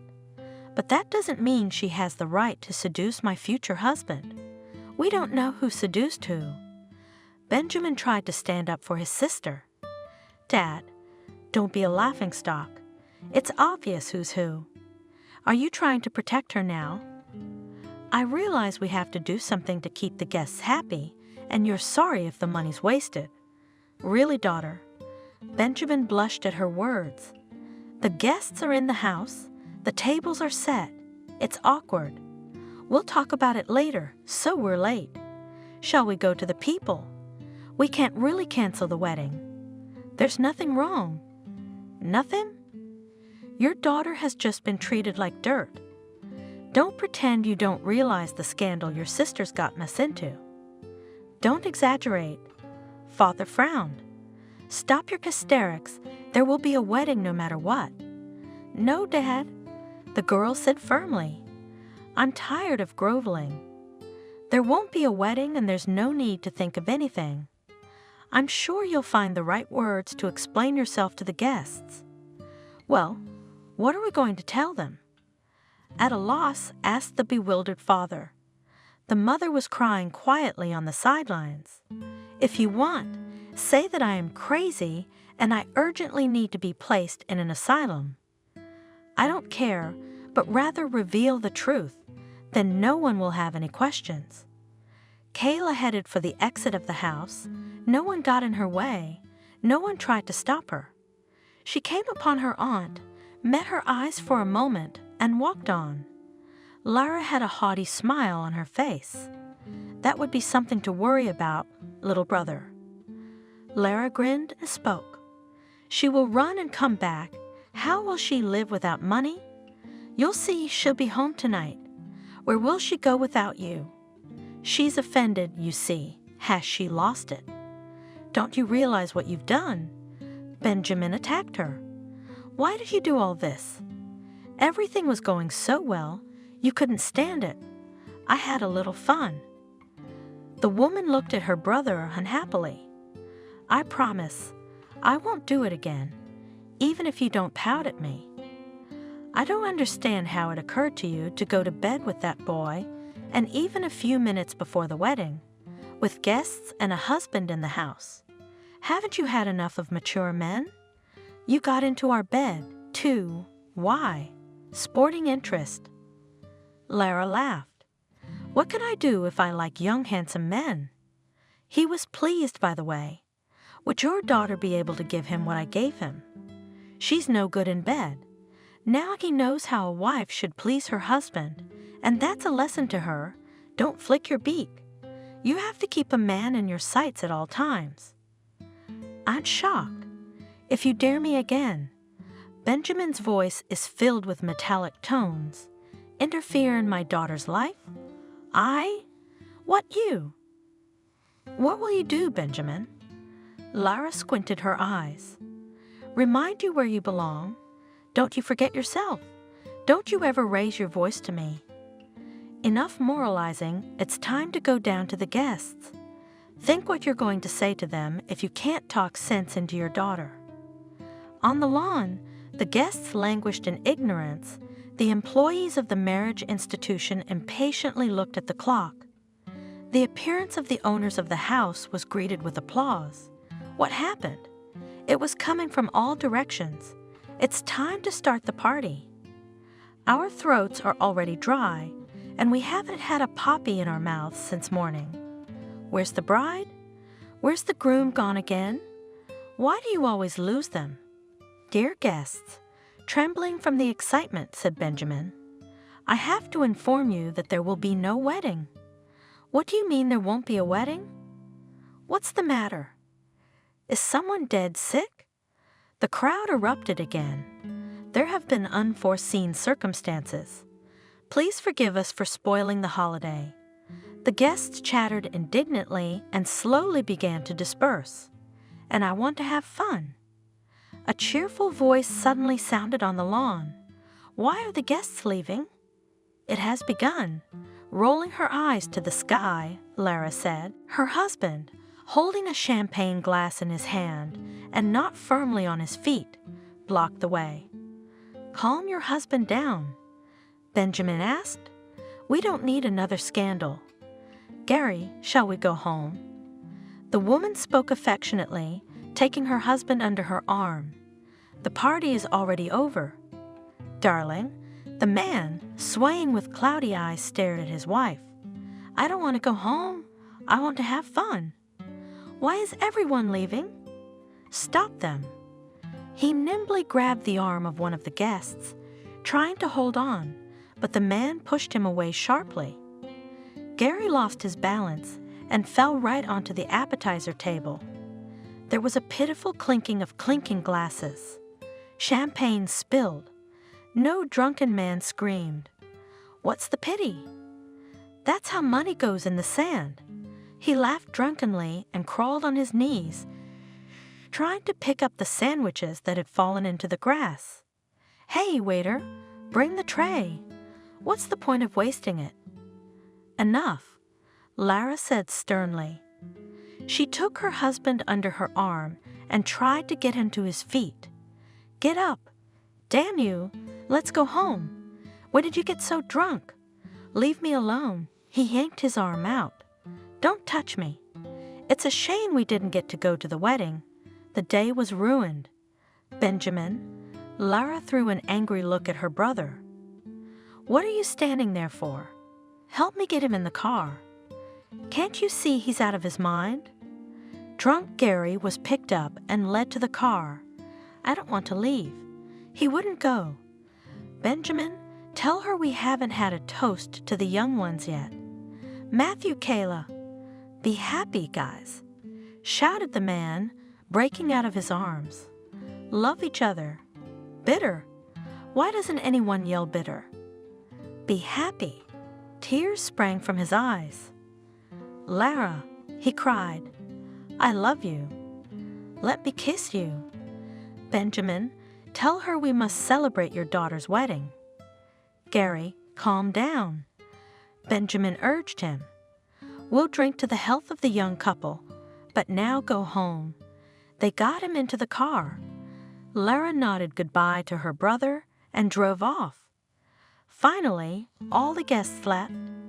Benjamin sat with his wife in the tent on the lawn and looked sadly at the set tables. He smoked one cigarette after another. Evelyn cried quietly. What a beautiful couple they could have been. I was so happy when Kayla confessed that she had fallen in love with Matthew, literally from the first time she met him. Do you think his daughter will forgive him? Of course she will. She's a sensible girl, Benjamin said thoughtfully, remembering the evenings when the young man first stepped on the threshold of their house. "Daughter," Benjamin, rubbing his hands together, entered his daughter's room. "I want you to meet a very interesting young man. I hope he will be a good husband for you and a reliable business partner for me. And when I'm old, he'll be the head of the firm. What can I do if God didn't give me and my mother a son? I have to figure out who to leave my inheritance to." "Dad," Kayla laughed, looking at her father. "Do you seriously think I'm going to marry the man you choose for me? I'd like to believe that your first concern is for your daughter's happiness and then your business partner." "Of course I am, silly." Her father kissed her on the cheek.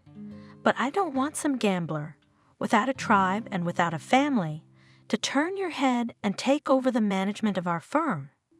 Remember history. Rich parents always try to make their daughter happy. Have you forgotten that this is the 21st century? I think I can arrange my own life. I'm sure you'll like Matthew, and you'll thank me later.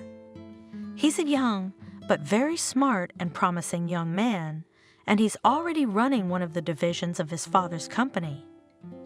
If we merged the business, which I don't doubt at all, we'll be so strong, no competitors will be afraid of us.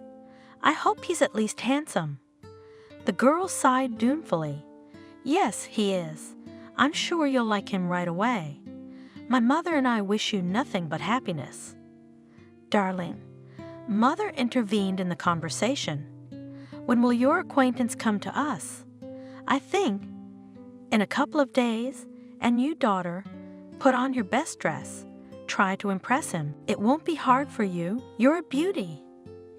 Kayla, without noticing it, was looking forward to the appearance of the young man in their house. Everything was ready for the meeting. The girl looked furtively at her watch and still shuddered with surprise when the doorbell rang. "Matthew?" She heard it and felt her heart race. "Come in, please. Don't be shy. Make yourself at home." The young man entered the living room after his father. "This is my wife, Evelyn, and this is my daughter, Kayla." The new acquaintance gave each of them a bouquet of flowers, handed a bottle of cognac to her father, and kissed first her mother's hand, then Kayla's. Goosebumps ran down the girl's skin. "It's very nice to meet you." Matthew looked at the girl with interest. She blushed with pleasure. The young man was really handsome in Holland. The father was not deceived. Kayla thought with a laugh, "We should take a closer look at him. Maybe we can really have something." "Why are we standing here?" Her mother came to her senses. "Let's go to the table. Everything's ready." Matthew kept his eyes on Kayla. She was embarrassed under his piercing gaze. There was much talk of business at the table. Benjamin praised Matthew for his entrepreneurial spirit, admired his success. Kayla was mostly silent, listening to her guest's leisurely pace of conversation. "You excuse me." Finally, the young man rose from the table. "I have to go, unfortunately."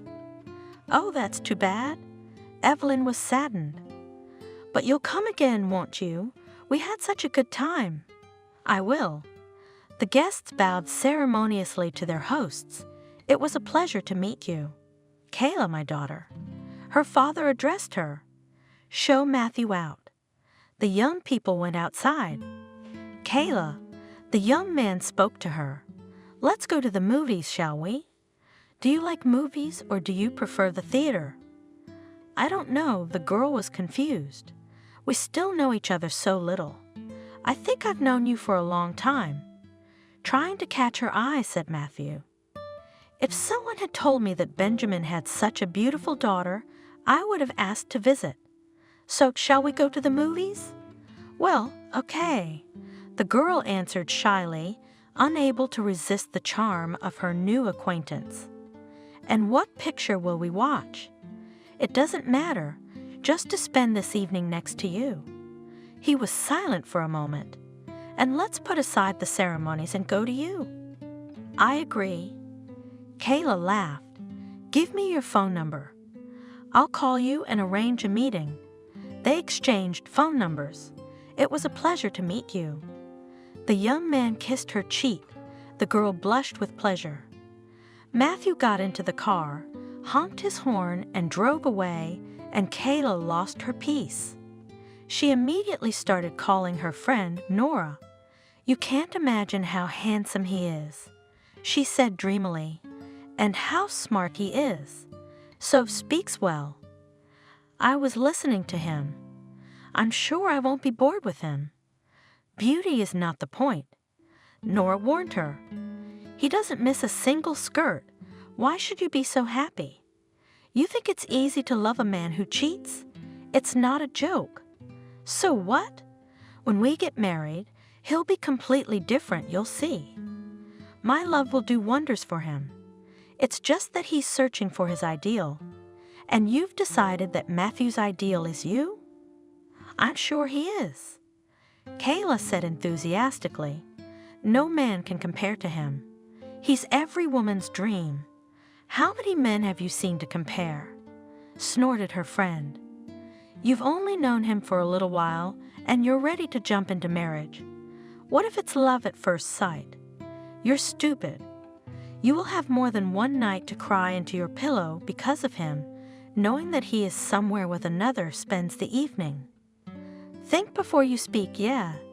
It's easy to lose your freedom, but you don't want to have to bite the bullet. And I believe he'll be all mine. I can make sure he never looks at another woman again. You don't doubt me, do you? I don't doubt you, but I don't doubt him. The humped man can only be fixed by the grave. Nora said doubtfully, "You'll cry with him." The young people began to see each other. Matthew could not see his beloved every day because the business took too much time, but the meetings were always long-awaited and joyful. Not being able to see each other often, they called each other on the phone every evening. Sometimes they chatted until the wee hours of the morning. "Kayla, how would you like to go to a nightclub together? Relax, have some fun." "I'm in." The girl said yes. "It's been so long since I've been there." "Then I'll pick you up tonight?" "Okay, I'll be waiting." "I miss you." "I miss you too. See you later." Bye. Kayla lay in bed for a long time, smiling into the darkness of the night, Matthew's voice in her ears. "Daughter, why are you glowing like that?" Looking suspiciously at her daughter, Evelyn asked in the morning.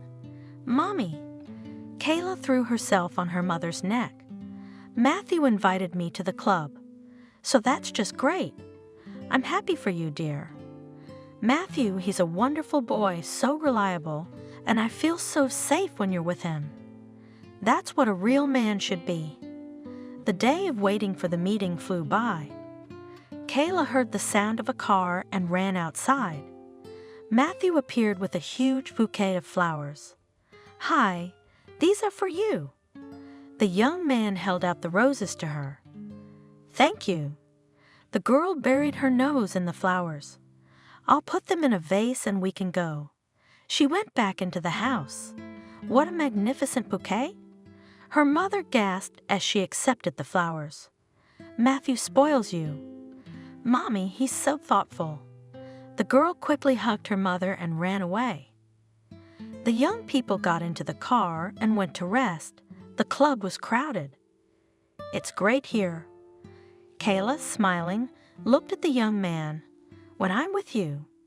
Taking her hand, Matthew spoke. "I feel good everywhere." "Kayla, I really like you." "I've never met anyone like you." "You're extraordinary." "You can say that too." The girl was embarrassed. "I'm ordinary. There are thousands of them." "No, you're special." "Once again, I thank your father in my mind.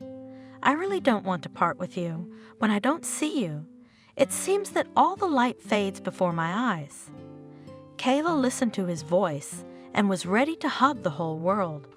"I have another free night tomorrow." Matthew said, as they sat at a table drinking a cocktail after dancing. "Shall we go to the restaurant? I need to have a serious talk with you." "Tell me now, or I'll die of curiosity before tomorrow." "No, it's uncomfortable here. I want us to have a festive atmosphere around us." Kayla's heart squeezed with excitement. "Will you come?" "Well, what do you want to talk about?" "I'm not telling you that yet. I want to surprise you. It'll be a nice surprise." Kayla was so nervous she was almost late for her date. In the restaurant, she was met by the receptionist and, smiling mysteriously, led her to a table hidden from prying eyes by a curtain. The girl's legs were shaking from worry.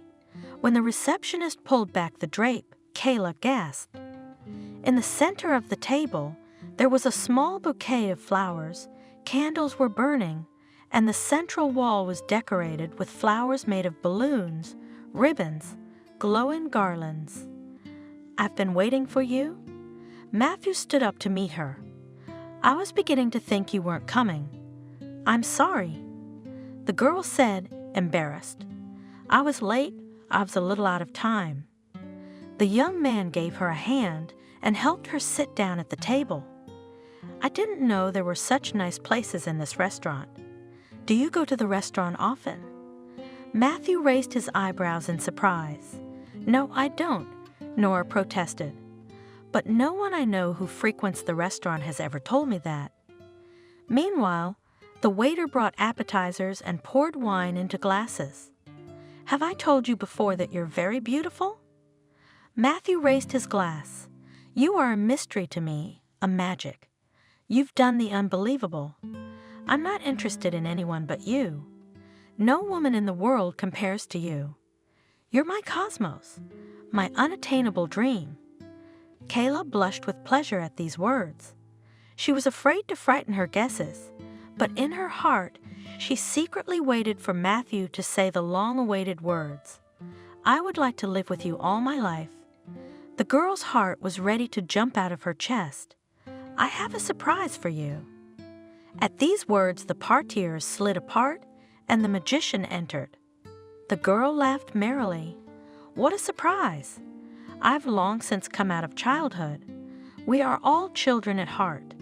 Philosophically, Matthew replied, this is only the beginning. The main surprise is ahead. The magician, making some incredible movements with his hands, took out a live rose from the depths of his tailcoat and handed it to Kayla. Then he took her right hand in his palms, mumbled something to himself, and suddenly released her hand. Matthew! Kayla's breath caught, and on her ring finger was a ring of two thin, delicate, intertwined rings of white and yellow gold. On top it was set with 3 small diamonds, which shimmered with sparkles in the glow of candles and garlands. It's just unbelievably beautiful. She looked up at him with eyes full of admiration. But how did the magician slip the ring onto my finger? I felt nothing at all. The man, smiling, bowed in a bow. A sleight of hand and no fraud. He replied, bowed once more, and disappeared behind the parterres as suddenly as he had appeared. My dear, will you marry me? Satisfied with the effect he had produced, Matthew waited for an answer. Yes, of course I will marry you. Tears sprang from Kayla's eyes. Why are you crying? This is so unexpected, so unusual. I'm crying with happiness. I love you. And I love you madly. I think there is no one in the world happier than me.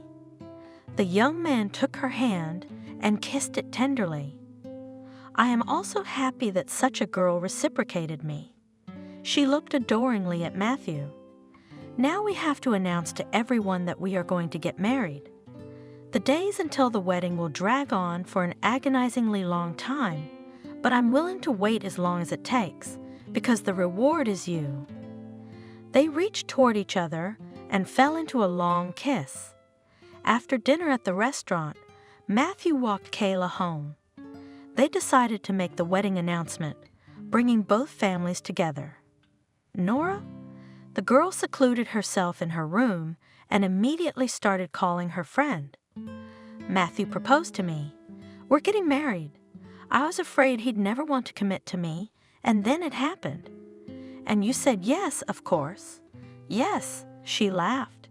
You don't know how happy I am? I didn't expect him to ask me to be his bride so soon, and yet in my heart I waited. He's so sweet. He's mine now, forever, and I'll never give him up. Tell me you're happy for me. Fool, you're in love. My friend sighed heavily. You don't see anything. You don't want to listen to anyone. You'll regret not believing me later. You ignored all my warnings. You're wrong about him. He's changed. Why would he go out with other people when he's got me? And once we're married, I'll be surrounded by so much care and attention that he won't even want to look elsewhere. Knave, Nora sighed again. You're not thinking straight now, though. Do what you want, but don't come crying to me about your Matthew's cheating. I won't. Kayla lowered her voice. But promise me you'll be godmother to our children. Kayla ran outside, and Kevin was standing on the porch. It looked like he was waiting for her. Shall I take you out of here? Asked the guy. You waited for me on purpose to enjoy the triumph? Look, rejoice. I don't have a fiancé anymore. Kayla was shaking, eyes glittering with feverish fire. "I want to help you." "Shall we go?" He opened the car door. "Yes." Kayla quickly got into the back seat. "Where are we going?" Kevin asked and started the car. "I don't know." "Muffled?" the girl answered. "The main thing is to get away from here." They drove in silence for a while. Kayla looked out the window. Her mind was empty. "Did you know he was cheating on me with Aunt Lara?" the girl asked. Kevin gripped the steering wheel so hard that his knuckles turned white. "Yeah." "Yes, I knew." Finally, he spoke. "I talked him out of this unholy affair. I told Matthew to stop, to think about the fact that he would soon have a family. I warned him against it, warned him that you'd find out one day anyway, but he wouldn't listen to anything. It was as if she'd bewitched him." "You mean," Kayla said slowly, "that this meeting wasn't a coincidence? That it wasn't the first time they'd been together?" "Shit!" Kevin cursed. "I'm sorry. I thought you'd known about their connection for a long time." "No, I didn't know anything," she whispered, tears streaming from her eyes. "Why did he do this to me?" All I could think about was him, believing him, and not seeing the obvious. Nora was right. I really am a naive fool. Kevin felt guilty in front of her. "Damn it, I should have told her," he thought. It was hard for him to look at the crying girl. "Kayla, you try to calm down. I'm sure Matthew is sorry for what happened. He'll definitely come to you, apologize, and you'll make up. Who doesn't? Lara seduced him, and he couldn't resist. She's an experienced woman. You know what?" Wiping her tears, Kayla suddenly said, "Take me to a bar or even a nightclub. I don't want to go home. In fact, I want a drink." Kevin nodded. "Good for you, that's better," he said and drove the car to the nightclub. Kayla entered the room and went straight to the bar. "Is something wrong?" the bartender asked, noticing her mascara running down her cheeks. "Yes," she answered briefly, pulling out a mirror and a paper napkin from her purse. "I want a drink." The girl cleaned herself up and took a few deep breaths, trying to regain her composure. "Kayla, my treat." Kevin lowered himself onto a nearby chair and ordered a cocktail for himself and Kayla. She took the straw out of the glass and drained it. "Are you crazy?" Kevin exclaimed. "Yes, I was crazy when I decided to marry Matthew. Serves me right. Don't bother me, I want to get drunk. Why don't we dance?" the young man suggested, eyeing her warily. "Let's go." Kayla headed for the middle of the hall. "Tell me, please." She was already a little drunk. "How can you consider Matthew your friend? You're nothing like him. How many women did he have before me? How many while he was courting me, do you know?" "I don't know." The girl was moving to the beat of the music, waving her arms. "I just realized today that he wasn't going to stop marrying me. He wasn't going to be faithful to me. And if I hadn't caught them in bed, they probably would have kept seeing each other." She laughed nervously. Kevin was afraid that a little more of this and the girl would become hysterical. Slow music started playing. "Ask me to dance." Suddenly Kayla asked. The young man hugged her. She hung on him helplessly. "Why? Why am I so unhappy?" "You will surely find your happiness, Kayla."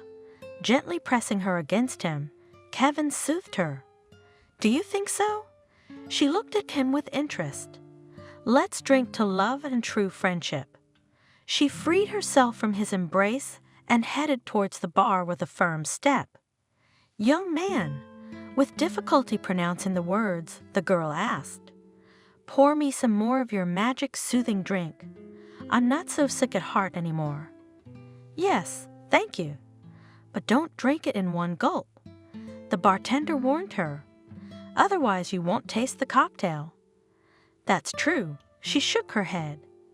I don't remember what I drank, but it was good. Kayla? Kevin tried to stop her. Do you need a ride home? No way. I want to dance. You don't need to drink anymore. Who are you to tell me what to do? Maybe I'm the one who wants to get drunk tonight. Don't get in my way. Why aren't you drinking? One of us has to stay sober, especially when I'm driving. If you want to go home, I'll stay here. Then I'll ask this nice young man here. She tried to stroke the bartender's cheek. Call me a cab, won't you, buddy? I'm not leaving you. We came together, we'll leave together. Draining her glass, Kayla moved towards the dance floor again. She danced like she was trying to exhaust herself. How fun are the people here tonight?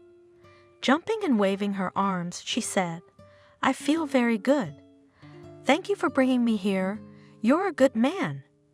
Kevin followed her closely, not letting her go a step away from him.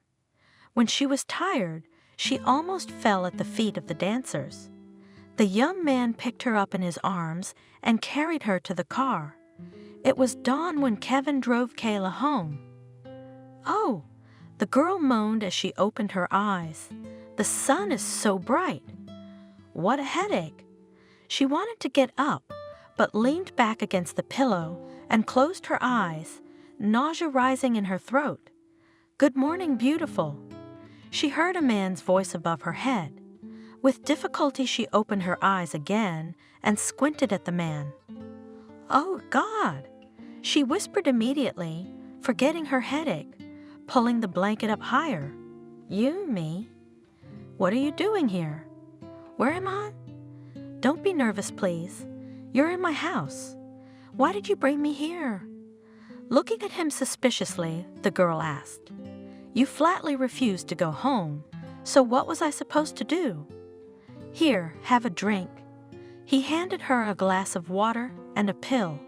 It'll make you feel better. I hope you're not going to poison me. She said and took the pill. I don't remember anything. No wonder. Kevin laughed. You drained almost half the bar last night. No way, Kayla blushed. Actually, I don't drink. I figured as much. Smiling, he agreed. God, how embarrassing. The girl covered her face with her hands. Calm down, please. Nothing terrible happened. Just a little too much with cocktails. We danced, we talked, and then I realized that I had to get you home before you fell asleep on some sofa. And we did. Kayla faltered, searching for the right words. Between us? Don't worry about it. Kevin smiled again. Nothing happened between us. Why am I in your bed? Like a true gentleman, I gave you the bed, and I laid down on the couch. So I didn't take advantage of your helplessness. Your honor was safe tonight. You can rest assured. There's something else I forgot to tell you. Oh yes, your cell phone. He took the phone out of the nightstand and handed it to the girl. Sorry, I had to turn it off because it was ringing off the hook. Thank you so much for not abandoning me in my time of need. It's been a pleasure helping you. There's a towel and robe in the bathroom. Then come into the kitchen and I'll make breakfast. He stood for a moment, then walked out of the bedroom, leaving the girl alone. Kayla got out of bed. Her head was still foggy, but the pain was gone. She went to the bathroom, stood under the hot jets of water for a long time, as if trying to wash herself off the remnants of yesterday. Come to the table. Kevin invited the girl when she came out of the bathroom. It's a bachelor's breakfast, don't mind. Thanks. She sat down at the table. They ate in silence. Kayla thought intensely, picking at her plate of scrambled eggs. She ate a bite without tasting it. Her heart felt heavy. Your head is going to explode. Kevin couldn't take it anymore. Say something? I'm sorry. I'm not ready to talk right now. I have to sort out my own thoughts first. What should I do? The girl pondered. My running away is no reason not to talk to my parents. I should call them and let them know I'm okay. They must be freaking out. I'll call, and of course they'll defend Matthew and convince me to go back to him. My dad will say it's no big deal. He doesn't think Lara did anything wrong. I don't see how he can justify her when I caught Matthew in bed with her. This coming from my own father. Kayla, she heard Kevin's voice, and as if waking from a dream, she looked at him in surprise. I've been wondering about something for a long time. Maybe it will seem immodest to you, but I'll ask it. I'm trying to understand, did you agree to marry Matthew at the behest of your parents, or did you have feelings for him? You know, she said slowly. Yesterday morning I would have told you yes, I love Matthew, but today I'm ashamed to admit it. Today I'm even relieved that the wedding is off. Kevin kept his eyes on her. Apparently, I only thought I loved him. It took a shock like that to realize what was true and what was false. What are you going to do next? Go back home? Oh no, I can't go home. I'm sure your father and mother will beg you not to call off the wedding. It would mean pretending it never happened. Smile at Aunt Lara like nothing happened and marry Matthew because he's a wealthy man and I don't want to play by their rules anymore. I don't know what I'm going to do yet. All I know is I'm not going home. You know, suddenly Kevin said, "Come with me." Where? Kayla was surprised. My grandmother gave me a house in the village. It's 300 kilometers from the city. I've already got a job, a good position, a decent salary. We'll put the house in order and live normally. Why, there's fresh air there, the beauty is all around. After all, you can live for a while until everything calms down and then decide what you'll do. But I can't go with you. Where will I live? The house is big enough for 2 people. We can't just live together. It's a village. Who am I going as? You and I are strangers. In the city, it's not wrong for a girl to live with a man and not be married to him, but it's different there. It's a bad idea. It won't work. Yeah, everybody's gonna be pointing fingers at me. If it's important to you, you can say you're my fiancé. We're saving up for the wedding. We can live in peace for a while, at least 6 months. And then what? What happens in 6 months? Then you and I will be married. Kevin smiled. I should have confessed a long time ago, because I love you. But it's impossible. The girl said, confused. Why not? I'll have 6 months to win you over. What if? No ifs. You will love me for sure. I will do everything so that one morning you wake up and realize that you can't live without me. Kayla looked at the young man with a long look. Good, she answered decisively. I'll go. Good, Kevin was happy.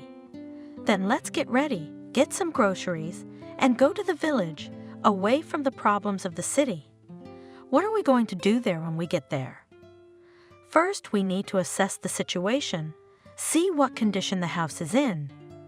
It might need some repairs. Kayla, the young man said hesitantly, of course it's none of my business, but don't you want to talk to your parents? Not right now. Kayla frowned. A little later. Until I'm ready to talk to them, I need to calm down. I feel like I've shattered into many pieces. I need to try to regain at least some semblance of composure. Okay, Kevin agreed. You know the best thing to do, don't you? They went to the store and had a long discussion about what to buy. What if there is no light where we will cook? Kayla hesitated as Kevin put a bag of potatoes in the cart. Wouldn't it be better to get something that didn't need cooking? Can we make do with sandwiches? Even if there's no light, the young man reassured her. We have an oven. We can cook everything on it. An oven? The girl was amazed. Do you know how to light it? Of course, he assured her. It's no big deal. When the cart was filled with the goods Kevin thought they needed, they quickly paid at the cash register, loaded everything into the car, and set off. "Are you sure you know where we're going?" Kayla asked as they turned onto the dirt road, not sad anymore, but rather happy with the anticipation of something new in life. "Yeah, we'll take a shortcut. Don't worry, I know the area pretty well. When was the last time you visited your grandmother?" "About 10 years ago. Don't you think the terrain might have changed, and no one's been on this road for a long time? Watch out!" Suddenly the girl shouted, "Hare!" You almost ran him over. The car swerved sideways. Kevin tried to straighten it out, stepped on the gas, the engine roared and stalled. "That's it. Congratulations." The young man looked out of the window and said sadly, "We're stuck." "Stuck how?" "We had to choose between saving the hare or going straight ahead. As soon as I turned sideways, I got stuck. Forest roads are unpredictable. The back tire's in a hole." He got out of the car and sat down beside it, looking behind the mud splashes. "Can't we get out ourselves?" "I can push." The girl also got out. "It's no use. We're sitting tight." "We can wait," Kayla said cheerfully, "for someone to come through and help us. We could stand here till the third coming. I was a fool to take a shortcut. If we were on asphalt now, we'd be here long ago." Quiet. Kayla suddenly cheered him up and grabbed his arm. "Do you hear that car?" At this time on the road really showed a car. The driver stopped a few meters from the travelers. "What, guys?" he asked cheerfully, leaning out of the window. "Stuck." "Yes, we hit a pothole. Can you help us?" Kevin thanked God for sending them this man. "Where are you guys going?" asked the stranger when Kevin's car was already standing on a dry road. "We're going to my grandmother's village." "Why didn't you recognize the turnoff to the village?" "It's the other way." "What other way?" Kevin shouted. "You have to get on the main highway and drive back about 10 kilometers, and there you'll see a signpost." He walked around the car, assessing the situation. Then he hooked up a rope, started his car, and dragged them to the road. That was it. He looked at the work of his hands with satisfaction. "Don't get stuck again." The man said a warm goodbye to Kevin and Kayla and drove off. "Let's get out of here." The young man was frustrated because time had been wasted. After about half an hour, they finally reached the village and found the house. "Yes." Kayla looked around the rooms. "We're going to have to do a lot of cleaning around here." "That's all right." The boy answered her cheerfully. "We have plenty of time to clean up before dark. This place is going to need some repairs." Kayla noted, "And not a small one." "Yes," Kevin agreed. "Almost all the furniture is in disrepair. The floors." Stomping his feet, he said, "They need replacing too. The walls and roofs are still strong. I agree it's a lot of work, but I think we can manage. What do you think?" Kayla happily poured herself into the work in silence. "I'll go and talk to the men," the young man said. "Maybe someone will help us out." "All right, I'll take a look around." Kevin left. The girl was left alone. She looked around the rooms with interest, looking at the pictures on the walls. The owners. Suddenly she heard, "Hello, hello." Kayla stepped out onto the porch and saw a woman smiling good-naturedly. "Are you the ones who are going to live here now?" "We are." Kayla watched her with interest. "It's good to be young. My name is Clara." "Kayla, nice to meet you." "We have nature here. The air is clean. Just live and enjoy. You should renovate. The deceased hasn't done it in 5 years. That's why we came here, to fix the house." "Why are you going to do it alone?" "It's not that kind of work. I'll talk to my friends. We'll get you all the wallpaper in the house in no time." "Don't worry, we'll clean it up." "Oh, thank you so much." Kayla was at a loss. "That would be great. It's too early to say thank you. When are you going to tile it? This weekend. Oh, that's great. We'll come over and help decorate all the rooms. Don't look at me like I'm old. I can still do a lot of things, and my friends are just as perky as me. You look around. Clara told me to take care of business. I'll go get help. By evening, the house was cleaned. You guys must be hungry. Clara realized. I'm an old geezer. I'm out of my mind. Come to my place. I'll feed you. Thank you. Kayla tried to refuse. We have everything. No excuses are acceptable. The old woman waved at her. It's completely different here. Kayla said thoughtfully as they drove back to town, late at night, tired. Strangers offer their help, and it's easier, isn't it? Anyway, I like it. I'm glad you liked it. Kevin smiled. We'll finish the repairs, and then we can move in. The week went by quickly. On Saturday, Kevin and Kayla bought all the furniture. It was to be delivered to the village on Sunday. I was afraid we wouldn't make it. The young man confessed when the young people had dinner at their house in the evening. There was so much to do. I didn't expect such helpful people here either. Can you imagine? The neighbors have already offered their help in assembling the furniture, so you won't have to do it all alone. And Clara promised to clean the whole house after the renovation. Sounds like she's enjoying it.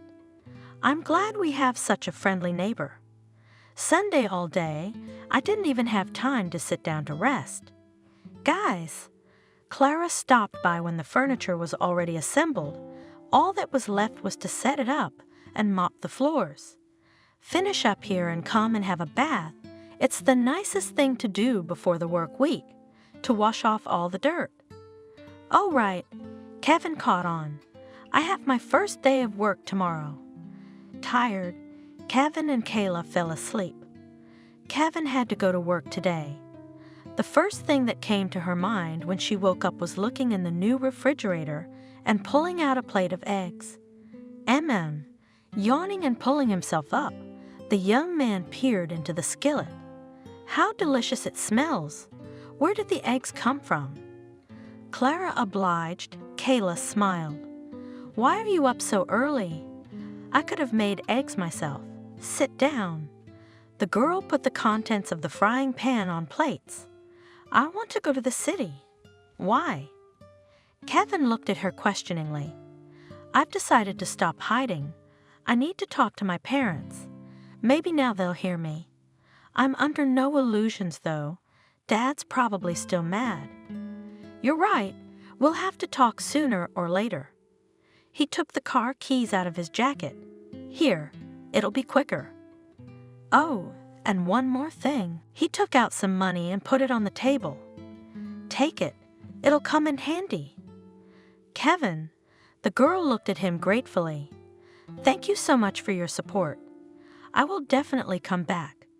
Kayla saw the doubt in Kevin's eyes, all the way she thought about what she would tell her parents, but the conversation didn't go the way she imagined.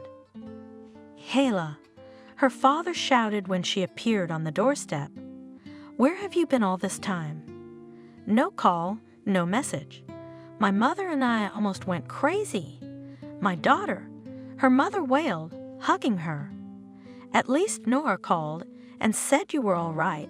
We didn't know what to think. I needed to be alone. Too much had happened lately. The girl went to her room and started packing. Where are you going? Dad was surprised. I'm going to move out of your house. I am an adult. It's time to start living on my own. And where are you going to live? Dad grinned. Most importantly, on what? Don't worry, Dad. I'll work. I'm going to the country. I don't want to stay here anymore.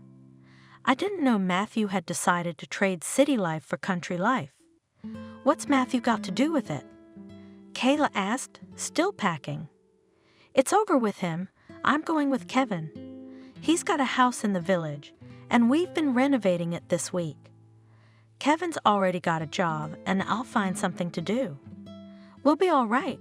Kayla, Mother cried out in horror. Listen to yourself. How can you seriously say such a thing? Are you going to live in the country, in this stable, surrounded by marginalized people?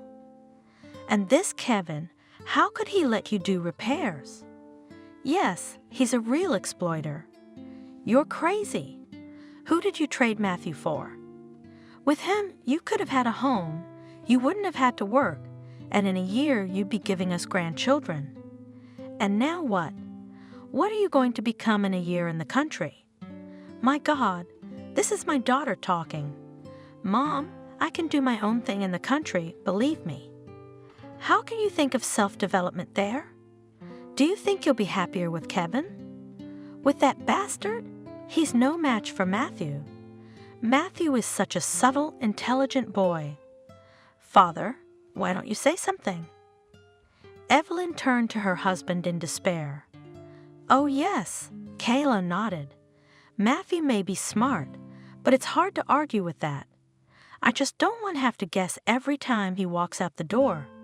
Did he go to work or did he go to bed with another rich, great-aged lady like my Aunt Lara? You're wrong, daughter. Benjamin interjected. Matthew loves you. Yeah, he made a mistake, but that's okay. You don't know how much he regrets it. We all make mistakes sometimes. Don't be so hot. Learn to forgive.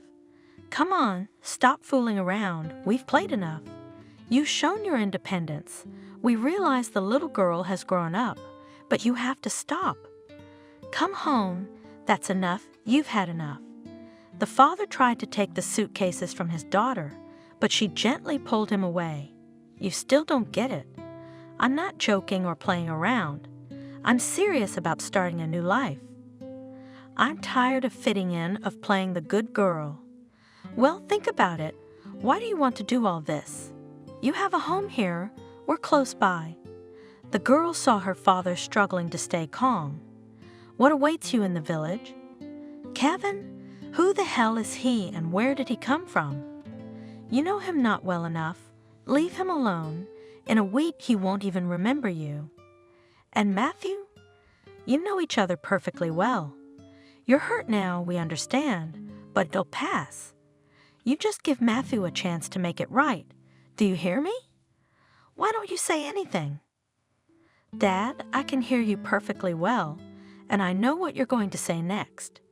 You think you're scaring me with the difficulties? What makes you think Kevin is exploiting me? Why on earth would you advise me to leave him? Because you think he's bad. Oh, right, because you have Matthew. He's an example of a fine family man who can provide a woman with anything her heart desires. I even know what's in store for me. I'll live at home, surrounded by beautiful furniture, all my wishes fulfilled at the click of a button. I'll give you grandchildren, a beautiful future. Only me and my children need Matthew no more than expensive furnishings. We'll give a certain status to a young, successful businessman. He will come when he wants, leave when he wants, and in between work and home, seek comfort in the arms of other women. What's next? Is this the life you parents have in store for your daughter? Kayla, the mother cried, we only care about you. Matthew is already like a son to us. We love him. And you're used to luxury and comfort. How can you live long in the country? Don't you think I know what you're worried about? Kayla shifted her gaze tiredly from her father to her mother. You hope to keep your business intact.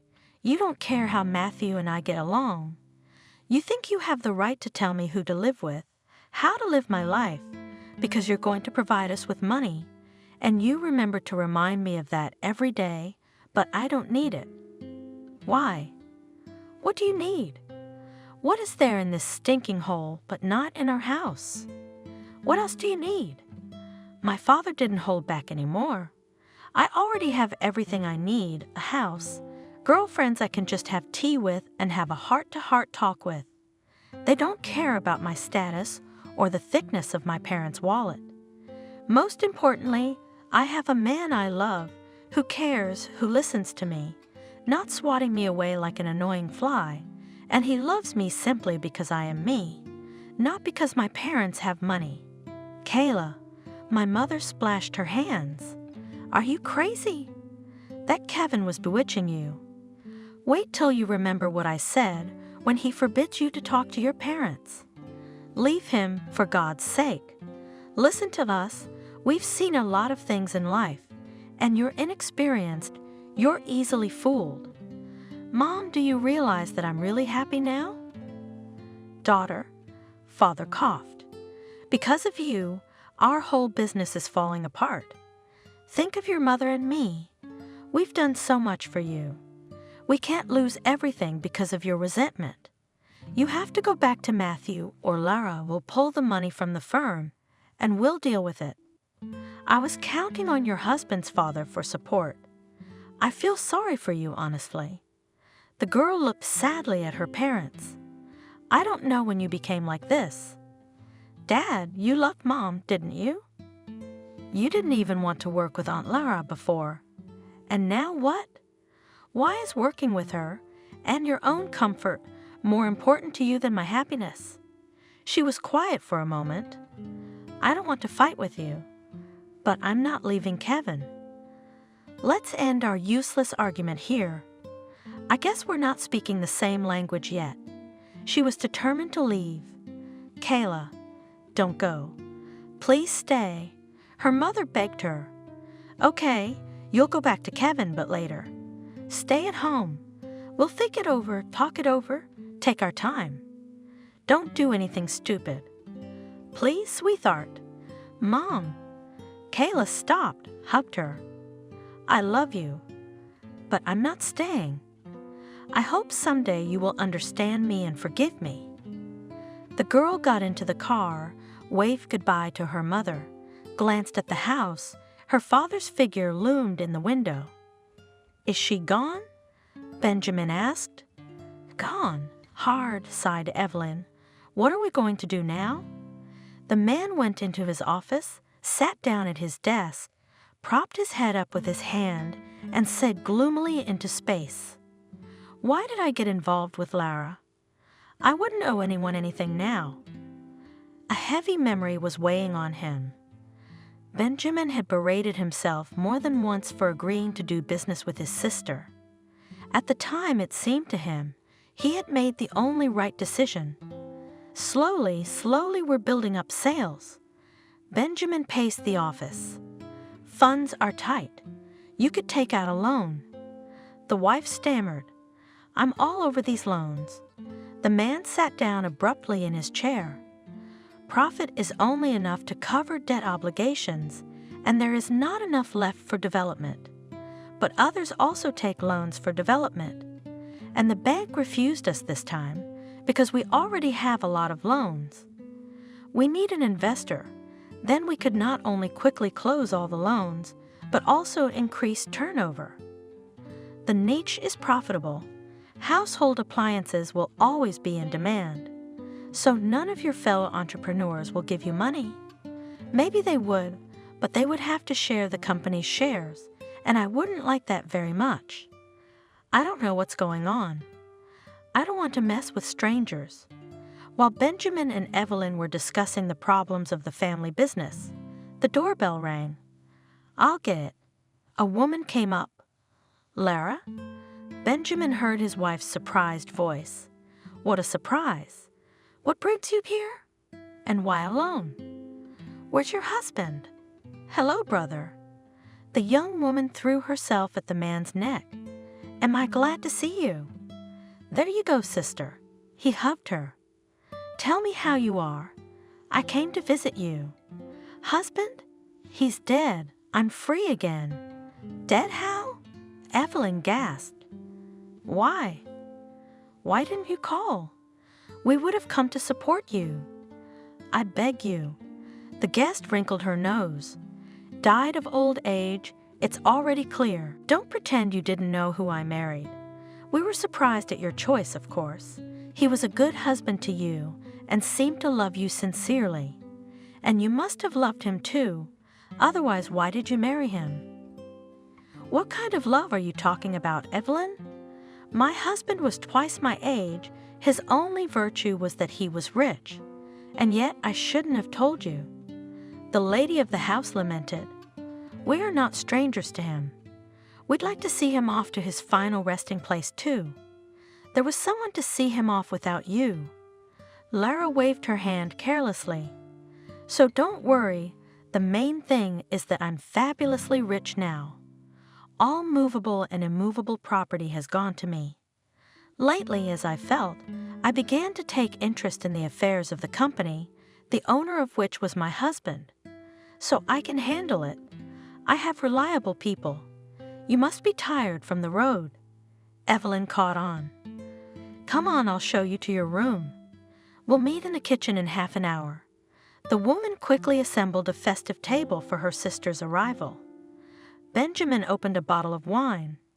So, tell me, brother, how are you doing? How's business? Sitting down at the table and eating, Lara asked. Not bad, but I wish it were better. Benjamin frowned. What's holding you back? Lack of money. The bank refused to give me a loan, and I wanted to buy more goods to cover my debts. Trade is going well, but there's very little money left for development. So they're just stagnating. Listen, brother.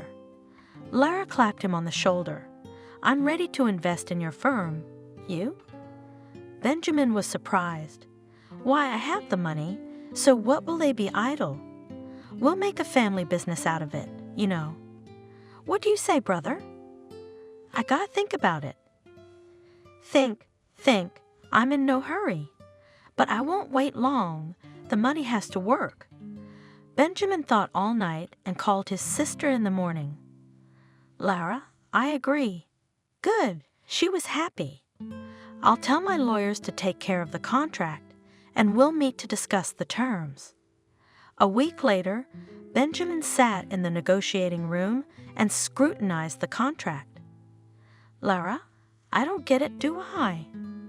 The man reread the terms of the deal over and over again. Now you own the majority of the firm? Why are you scared? The woman laughed. We are our own people. The fact that I have the majority of the business in my hands is logical. I have invested my money. I've paid off all your loans, and then, it's only on paper, I have a higher percentage, but you are still in charge here. I'm not even gonna get involved in running the firm. It's yours. You should have known, Benjamin thought, that I was getting into bondage, but I gave in to persuasion and promises, and now I'm paying for my cowardice, and what could I do? At the time, working with Lara was too tempting to calculate the risks, and I didn't want to think that the whole thing would backfire on me. I still had the business, I had plenty of work, and I had a family to feed. I was waiting for my daughter to grow up to strengthen my position. And this is how it turned out.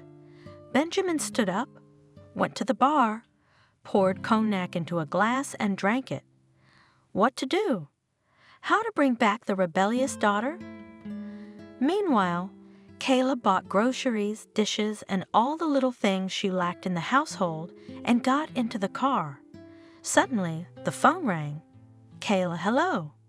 She heard the cheerful voice of her friend. How are you? You're not in touch at all. You're in your village, and you don't show your face.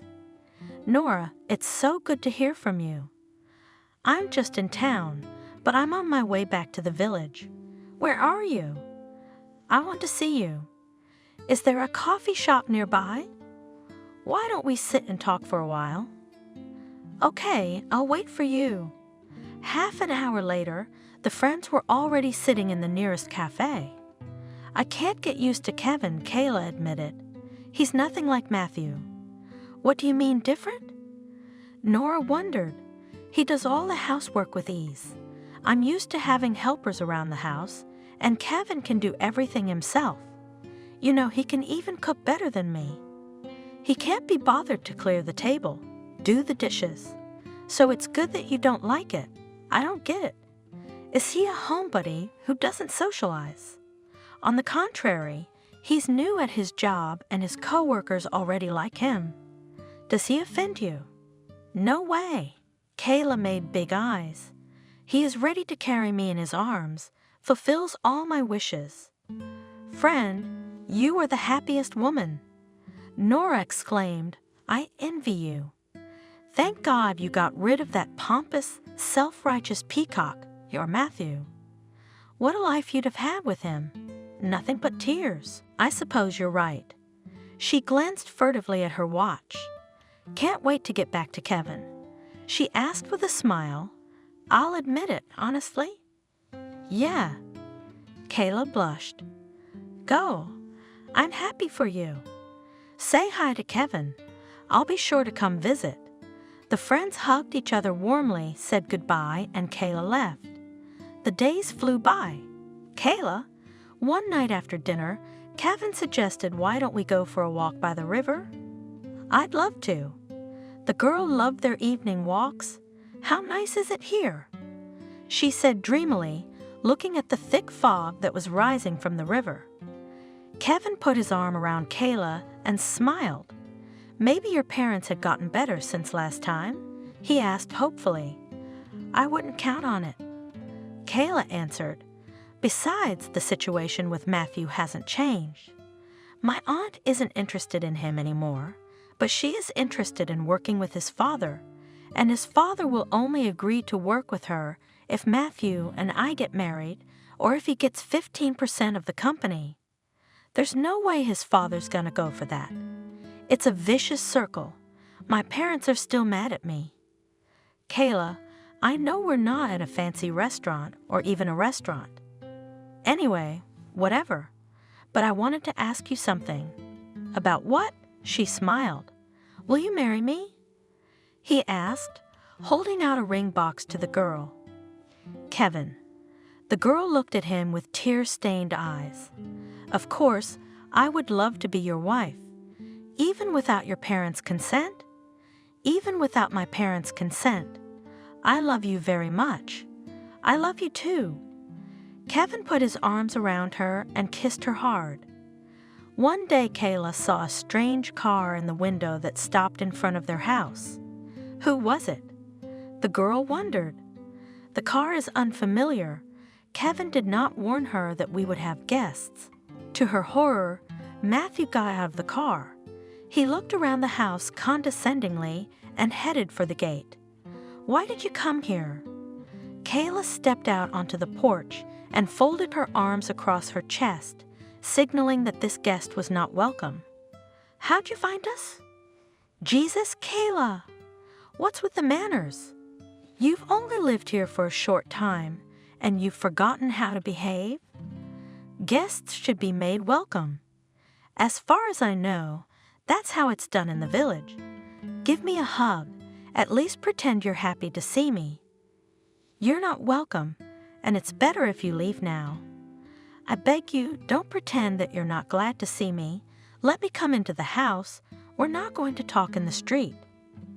I don't want the neighbors to witness our conversation. I don't have time to receive uninvited guests. Tell me what you want here and leave. Don't give yourself any illusions. No one was expecting you here. I don't recognize my fiancé. I'm not your fiancé. Fie, Kayla. Country life is not good for you. Quite the opposite. I've learned to see through liars and traitors, and this is one of them, and I've lost the rose-colored glasses you can't put back on my eyes. Oh, come on, swaggered the young man, easily pushing her aside and walking into the house. Stop resenting what was, what is past. We are not strangers. Parents are friends. We are almost relatives. We have a lot in common, and if it were not for an unfortunate oversight, long ago would have become husband and wife, and all would be happy. And you have nothing here. He looked around. It's cozy. I didn't expect it. Although the house is a bit small, of course. Do you really want to live like this? Have you satisfied your curiosity? Now get out. You've become so rude, and I came for you. Honestly, I thought you'd come running to me first. I was wrong. I didn't realize that my gentle, calm, modest bride has a temper. Did you show it? I understood and realized everything and even came to apologize. Tell me you forgive me. Well, come to me, I missed you. He tried to hug her and kissed her. Kayla pushed him away. I see you still don't get it. Kayla looked contemptuously at her ex-fiancé. Did you really drive all the way out here and expect me to turn to you for a hug? How presumptuous are you, you scoundrel? I have too much self-respect to forgive treason. I really loved you. How blind was I? I believed that Dad would do the right thing, but no one even mentioned love. Don't you have any dignity at all if you agreed to marry a girl you don't love? Don't you care who you marry? Why do you let your father decide who you marry? Who am I talking to? She grinned sadly. All you care about is profit. If necessary, you'll marry a bald devil to please your father for fear of losing money. Honey, you're out of your mind. Matthew tried to change her mind. Of course I love you now. Otherwise, I would never have agreed to this marriage. You're wrong. Don't accuse me of all the deadly sins. You make me sound like a monster. Yes, I have faults. I'm ready to admit it. But I will improve. Just come with me. Believe me, I really loved you. Remember how good we were together? Loved you and cheated on your wedding day. What kind of love is that? You're wasting your time trying to convince me to come back. At least have some dignity. Honey, we've played enough games. Yes, I was wrong, but you've already punished me, gotten back at me with Kevin. He smirked. I'm not gonna make a jealous scene. Stop pouting. You get ugly when you're angry. I love you. He tried to kiss her again. Kayla pushed Matthew away and slapped him hard. At that moment, the door opened and Kevin walked in. What's going on in here? I see we have company. Kevin furrowed his eyebrows, eyeing his buddy warily. You're just in time. The girl was pleased. I've been telling Matthew that you proposed to me, and we're getting married in a couple of days, and we don't have time for guests. What wedding? What about us? Stunned Matthew. There is no we, get out. Kayla cut him off. How many times do I have to tell you? I want to forget everything. You have no idea how hard it was for me to erase the image of you and Lara in my parents' bedroom, but I did it. You can't just send me away like that. It's our wedding. No one's canceling anything. You have to come home. Your parents are waiting for you. It's not my problem. Kayla said firmly, my home is here. I'm not marrying you anyway, and I don't care about your business. You can tell everyone concerned. I will not allow myself to be made a pawn so that you betting on me can win a lucrative game and my parents will someday realize that love is more precious than anything else in the world. You've ruined everything, yelled Matthew in despair. Running around with your love, who needs it? Do you really like living here? Slaving from dawn to dusk and from paycheck to paycheck. What can it get you, Kevin? I can give you everything. What does he have that I don't? He knows how to be faithful. Kayla answered calmly, I'm not coming back to you. You're going to wish you'd come with me. Matthew looked angrily first at Kayla, then at Kevin. A year from now, you'll be sick of this life, and you'll want to come back, but it'll be too late, and then I'll watch you beg and plead to be taken back. I'm sorry for you, Matthew, the girl said sympathetically. The young man turned around, kicked his foot in the door, went outside, got into his car, and a minute later, only the dust from the wheels of the car reminded him of the unpleasant meeting.